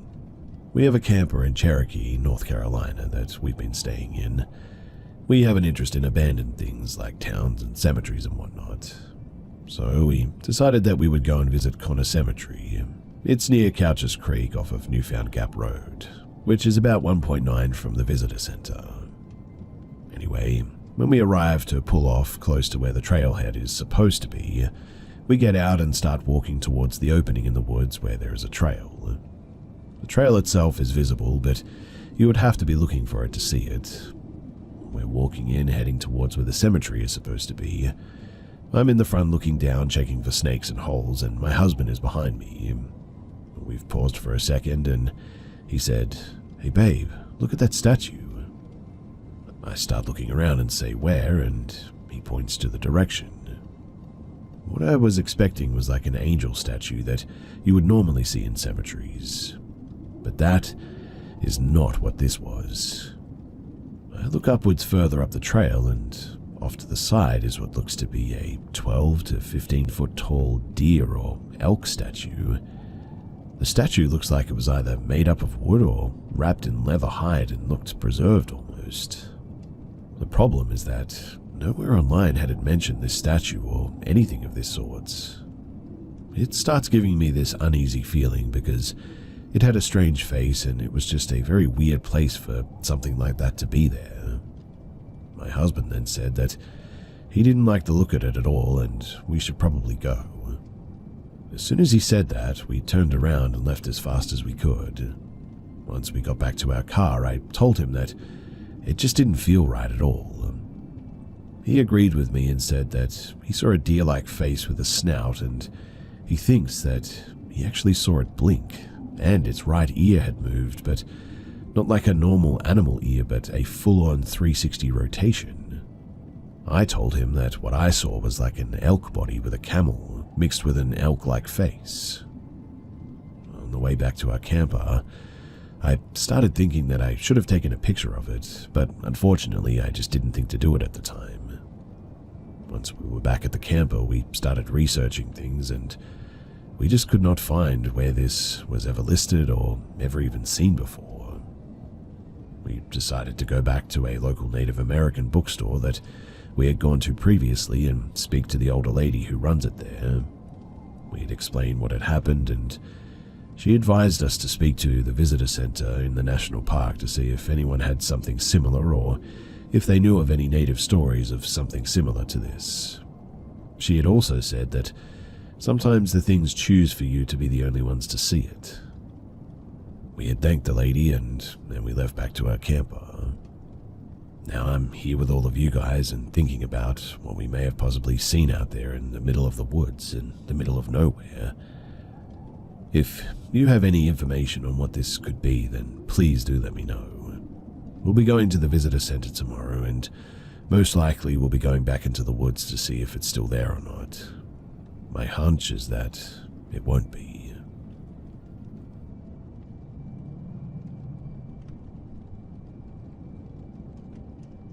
I'll start off by saying that this isn't the first time that I've experienced something paranormal. I've actually shared another story here before, but this one, oh boy. So the first event took place on my birthday. I had this stoner friend who did drugs all the time and gave me a hardcore LSD square. I, being a complete idiot, thought that it would make for a good birthday, so I just put the whole thing on my tongue and started sucking on it like it was prime Angelina Jolie's lips or something. My friend starts telling me that I'd have to wait about an hour for it to start kicking in and how the trip would sort of feel like, and he's telling me all this stuff, and I start feeling like my stomach's being drilled all of a sudden.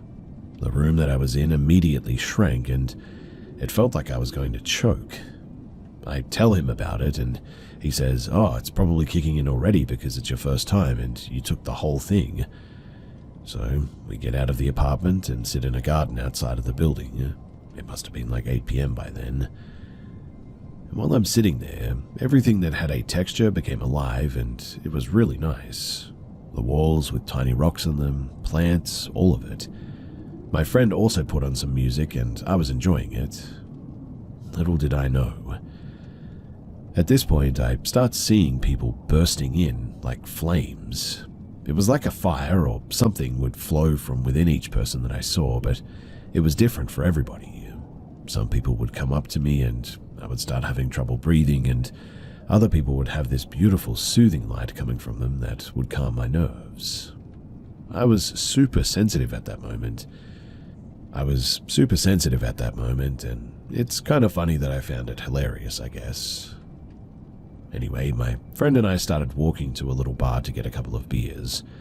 He stopped in the way to greet a dude, and I swear that I could suddenly read his thoughts. Like, I would know what he wanted to say before he even said it, and then he would.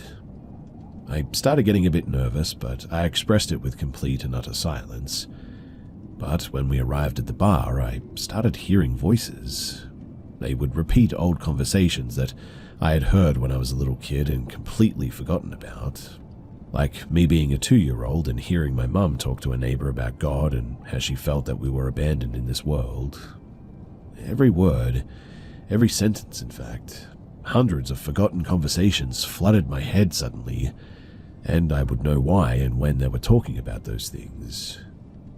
Amid this madness and psychosis, I could recognize a pattern in these memories. They were all dialogues that discredited God in some way or another. But as soon as I became aware of that, I started feeling like I was being pulled from my own body forcefully. I started freaking out, but my friend literally left me sitting by myself because he went to do something in the bathroom. And look, I know, what do you mean by being pulled out from your own body, right? Let me put it this way. So, you are your personality, right? Your thoughts, your feelings, memories, dreams, your soul, I guess you could say. That was what I felt was being taken away from me, and the more that I felt I was no longer in control, the more I would feel like I was losing my mind, like going crazy, never to return to myself ever again. Upon that realization, everything became visual too. I saw a literal bunch of figures all around the bar that I was at. Some were sitting next to people who were just having a good time, others were vibing and singing loudly to Viva La Vida by Coldplay. These figures, though, they were all black, and the only thing that I could notice in them was these red glowing eyes. But just before I completely lost my mind, I guess you could say, I heard another voice, but it wasn't in my head. It was like coming from within me almost. "Leave this place. Something bad is about to happen. You don't belong here, my son," in perfect Spanish, which is my native language. That voice obliterated every other voice that I was hearing, and I immediately stopped feeling what I described a while ago. My friend had already come back, and so I grabbed him by his shirt. I said to him, "Something bad is about to happen. Let's get the heck out of here." And he went, "Nah, man, you're just horror tripping. I knew that this was going to happen." And as he's yapping along, we suddenly hear people screaming, and a flying bottle passed right between us and crashed against the wall that we were sitting next to. Then a huge fight broke out due to some drunk, dangerous people that happened to be there or something. My friend was terrified and started running out of the bar suddenly. We got out of there as quickly as we could, and as we were walking back to his house, he asked how I knew that that was going to happen, while my brain was, well, just malfunctioning, he said. But it was way too much to take in at that time. I didn't understand anything that had happened. Eventually, I came down from the trip and things started to become clear. I was no longer high. And I mean, I had practically been high all my life, and for the first time I was completely lucid. But I saw, I heard, and I felt it. And at that moment I felt like God was real, and I had felt him for the first time in my entire life. I mean, it couldn't have been anything else to me. I just knew. A week passed, and I'm in my room, and I decide to get on my knees and pray. I said that if he was really listening, that I wanted him to send somebody who could teach me how to look for him, how to connect with him, and if he did, that I would never walk away from him. The next day, I heard somebody knocking on my door at 6 p.m. I went to see who it was, and it's a neighbor that I had seen before, but I didn't really know him or talk to him very much. "Hi neighbor, God bless you. I'm just stopping by to invite you to a Bible reading at my house." He named his house and street. "It's the first Bible reading of many that will come, so I hope you'll join us. There'll be snacks and everything." My eyes watered instantly, and I said yes. And a little over a year has passed since then, and although I'm not a very religious person, I guess you could say, I do have a relationship with God, and I can 100% affirm that my heart has changed a lot since that time. I'm certainly still flawed in many ways, but I am a completely different person, and carry a very different life than the one that I used to. This was a very personal experience, as you can probably imagine, and I've been trying to get this off my chest for a while now. You know, sort of give my testimony, I guess. Obviously, you can take it or leave it. It's the same for me. I mean, it's out now, so that's that. But still, my advice would be, don't go anywhere near drugs, especially LSD and hard stuff. And also, be aware that there are some dark things out there. Dark things like I saw at the bar. Things that I wish that I had never seen. And may God bless you all.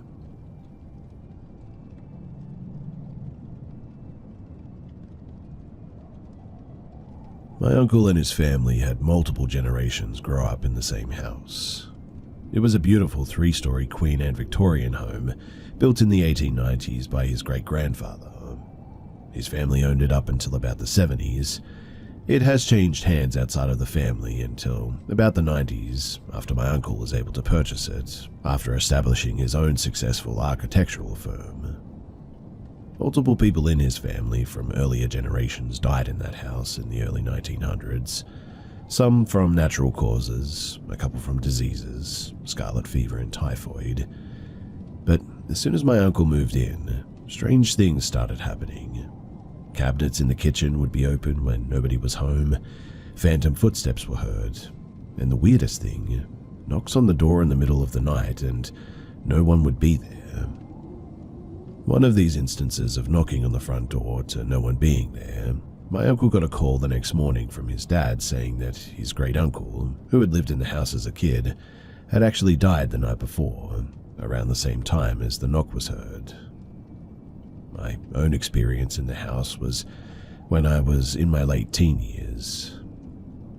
My uncle's family was out of town and they asked if I could sit the dogs for them.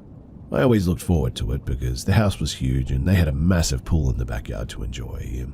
But I also sort of secretly dreaded it too because the house was just really damn creepy at night. Old furniture, old family pictures, old light fixtures, straight out of a haunted house movie, really. Well, one night when I was getting ready to go to bed on the second floor, the dogs suddenly perked up, which was strange to me. They all came into the same room that I was in and sat, staring out into the hallway on alert.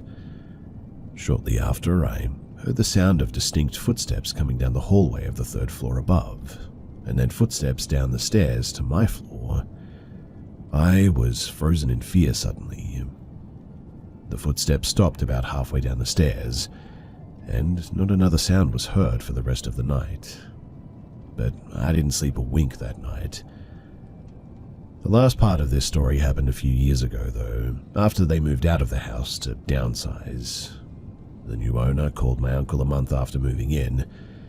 After some cordial conversation, the new owner asked my uncle, "This might be weird, but did you have anything strange happen to you in the house?" My uncle responded, "Well, yes, when we first moved in, but what exactly do you mean?" The new owner explained that he was having some work done on the third floor and he hired some painters to repaint some of the walls. The new owner left the house to run a quick errand and came back to all the painters sitting outside on the front porch looking concerned. When the new owner asked what was going on, one of the painters said, "Mister, we are not going back in there. There's something on the third floor and we cannot figure it out."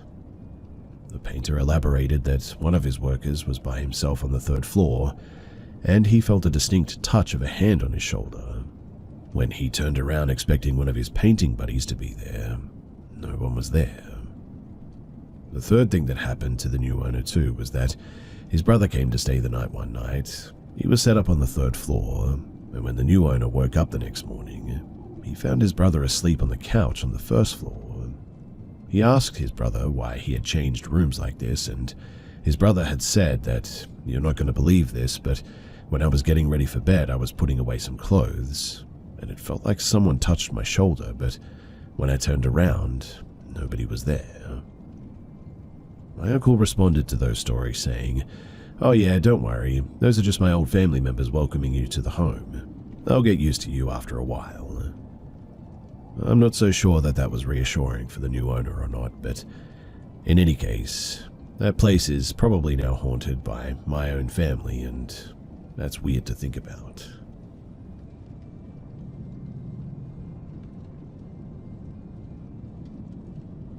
I want to start this by stating that before I moved to Oregon, or this house, I did not truly believe in the paranormal. I just thought of ghost stories as like entertainment, really. But now, I am a firm believer. In 2018, I moved into Central Oregon. I moved into the attic of a house that was built around 1840. I was a broke college student, and it was a great deal on rent. The other girls who lived in the house warned me, though, that strange things happened, but I just brushed it off, really. In the beginning, it was just small things, like the second-story balcony door being wide open in the mornings, but still deadbolt locked. Chairs from the first floor appearing on the second floor. Honestly, I just thought that it was my roommates messing with each other. Then comes Thanksgiving. So I'm the only one of 12 roommates to stay home for the holiday. I woke up and the house was freezing, so I sort of padded downstairs to turn up the thermostat. As I'm pressing the buttons, I suddenly hear two women talking. I stop pressing the buttons to listen to see who's home, and I hear one say he's coming.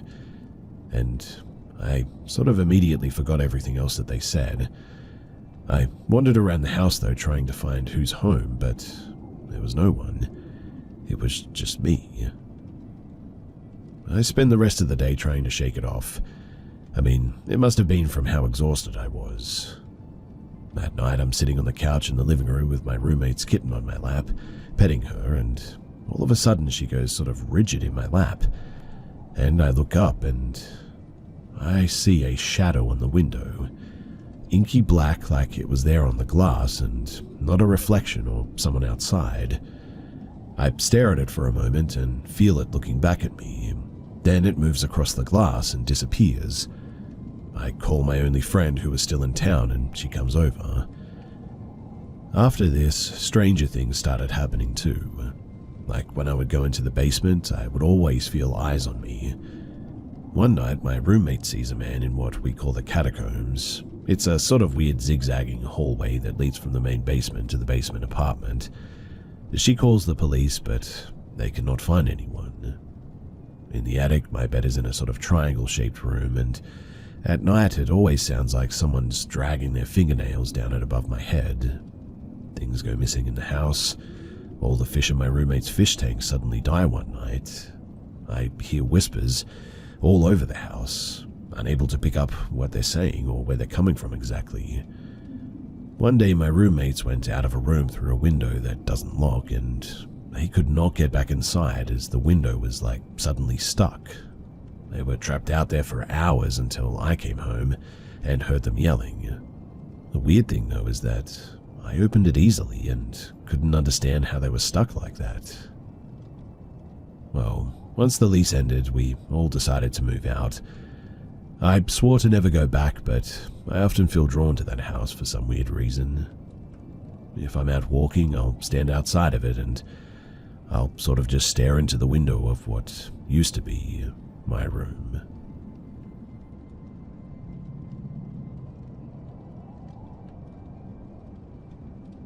Last night I was home alone, and before anyone says anything, yes, the police were contacted and investigated and all of that. So, like I said, I was home alone last night. My parents were out at an event with some friends, so I had to stay home and watch the house. Not long after they left, I drove to a Subway to just grab some food before heading home.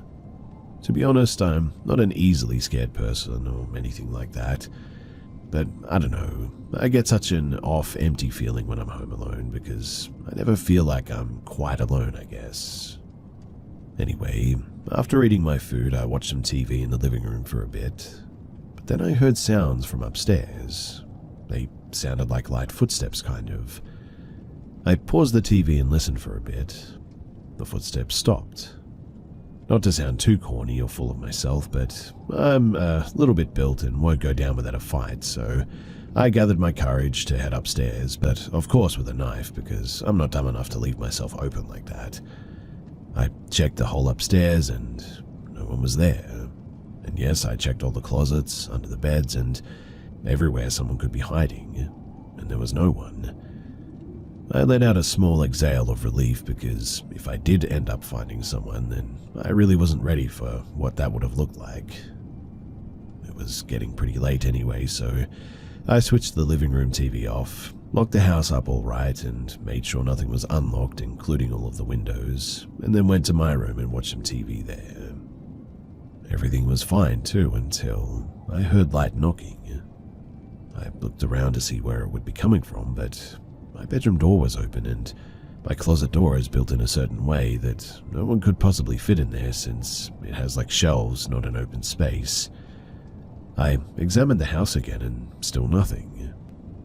Honestly, I was getting a little bit annoyed now. I went back into my room, but then heard someone calling me.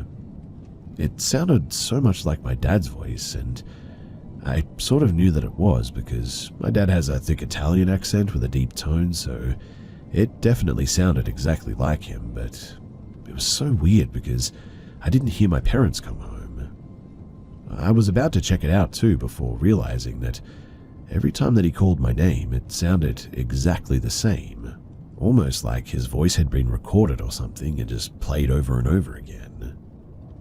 My heart absolutely sunk when I realized what presence that I was in. I quickly shut my door, and since it doesn't have a lock, I blocked it with my unit. I called my parents and they contacted the police. Police showed up about 10 minutes later from the station, not being far from my house. I checked out of my window to make sure it was actually the police before heading downstairs and opening the door. I reported everything to them, and they told me that they would patrol the area after searching my house top to bottom, and no one was found. There was no break-in in the end because nothing was stolen. No doors or windows were unlocked or broken or anything, and apparently it wasn't a person. Which leaves me thinking that it was a mimic. In fact, I know it was. I've heard plenty of stories and seen dozens of clips of mimics being caught on camera.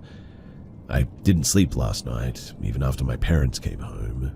I was just so on edge because I know if I left my room from fully believing that it was my dad, that I probably wouldn't be here anymore.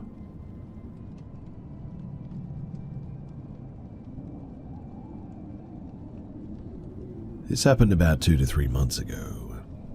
So I have a backyard area behind my house. It's actually just cement driveway with bushes, trees, and such off to the sides, really. But sometimes I take my dogs out there for a quick pee if a long walk is not due. So I'm out there with one of my dogs, probably at around 11 p.m. or 12 a.m., and he's sniffing around and peeing a bit, when all of a sudden I hear it. A voice, loud as heck, almost sounds like he has a microphone speaker or something, and it's projected directly towards me. And for the next 25 seconds, this thing is absolutely yelling something at me. I don't know what he or it said. It was for sure not in English. I don't think it was Latin, and to be perfectly honest, it didn't sound like any language that I'd ever heard. But it was for sure a language. It spoke really loud and so distinctly that it was definitely an intelligent being. Now, for the first couple of seconds, my brain was overloading, thinking, what the heck? Then I immediately think to record the sound. I didn't see anything, but I remember that I felt like my phone was inside because it was almost zero battery, and the next thought that I have is, this must be some sort of a prank or speakers or something. I mean, there is a building next door, but it's literally a retirement home, and in 20 years of living here, I've never heard anything, not even a TV playing from any of their windows, let alone something as loud as this. And then this happened. The voice sounded like it was coming from a 12-foot to 500-pound creature. That's how loud and strong it sounded. But nothing was there that you could see. And the moment that I thought that it must be speakers in some movie scene or something, I kid you not, the source of the sound went back and forth like the entire length of their yard. It was moving, back and forth, still talking to me, just maybe 10 feet away, way closer than the building itself. I concluded then that it was not a speaker, at least not from that building. The other crazy thing is that my dog was barking like crazy from where this voice was coming from. My dog never barks at hardly anything, especially in that scenario, with just us two sort of chilling outside like that. Honestly, I cannot stop thinking of what it was. I think it was alien or something of that sort. A friend that I told who believes me thinks that it was demonic, but either way, as scary as it was in that moment, I also think, wow, that was really interesting and sort of cool. After the fact, of course. The thing's voice sounded malicious though, for sure. And if real, it's probably something that could have crushed me like we can crush an insect. So that fact really does not give me any sort of peace.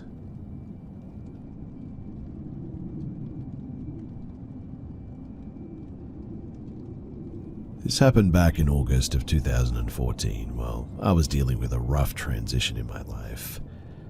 This happened in the middle of the night, but I'm going to tell the whole story of that whole day so that you can get a better understanding as to why it's all just so crazy. As if seeing an evil entity isn't crazy enough, right? Anyway, that day in August of 2014, I had been 4 months into a recovery program healing from an addiction that I am still free of to this day. During my time at the program, I got warnings for talking during work. During the day, we worked in a warehouse that distributed donations to a big chain thrift store. During my shift that day, I got caught talking to a male resident, which was a huge no-no at this program. So because I got in trouble for the third or fourth time, I unfortunately got kicked out of the program. I opened the back door and out I went. No cell phone or money. We pretty much worked for snacks at that time. I went into a liquor store and asked to use the phone, where I made plans to have my stepdad pick me up from the train station that day. I waited there for about 4 hours since I had to wait until he was done with what he had already planned, giving me plenty of time to think on my life decisions and really what I should do next. He finally arrived though, unhappy with me as expected. I sat in what would be my new room for the next couple of months feeling defeated and honestly just exhausted. It finally came time though to get some rest and I fell asleep pretty quickly. I started to dream that I was in a place that I loved as a child called Color Me Mine, but it was also a coffee shop of sorts. I sat at a table with no coffee or clay to paint, just sitting there, noticing that it was only me and a middle-aged woman who was working there. She was sweeping the floor and suddenly stopped and said, "So, Sarah, What are you going to do now that you got kicked out of treatment? Even though this was a dream, I remember feeling shocked that she knew my name and such personal information. As I was thinking about how to answer her question, there was suddenly a deafening scream. The scream wasn't of terror though, it was of pure anger. The woman was just looking at me with no expression on her face while this scream was happening around us. It terrified me so badly, in fact, that I ended up waking up, but the weirdest thing is that I was still hearing this scream. It faded out and I was waiting for one of my parents to come to my room and ask what the heck that was about, but they never did. And just as quickly as the scream faded, I suddenly felt a presence to the left of my bed. That was when I noticed, standing there in front of the window, there was this entity. It looked like an angry, sickly, and demonic old woman. She was staring daggers at me and her mouth was open as if she were snarling. I was definitely awake at this point, and to this day I still know that I was awake. I looked right back at her and started praying. Since I had come out of a Christian-based program, it was honestly all that I could think to do at the time.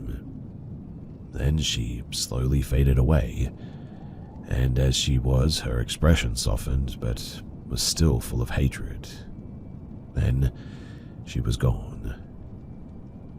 I sat there looking around my room. I'm not sure why, but I didn't feel scared after that. I laid back down and just went back to sleep. The next morning, I was making coffee with my mum and telling her about what I had experienced.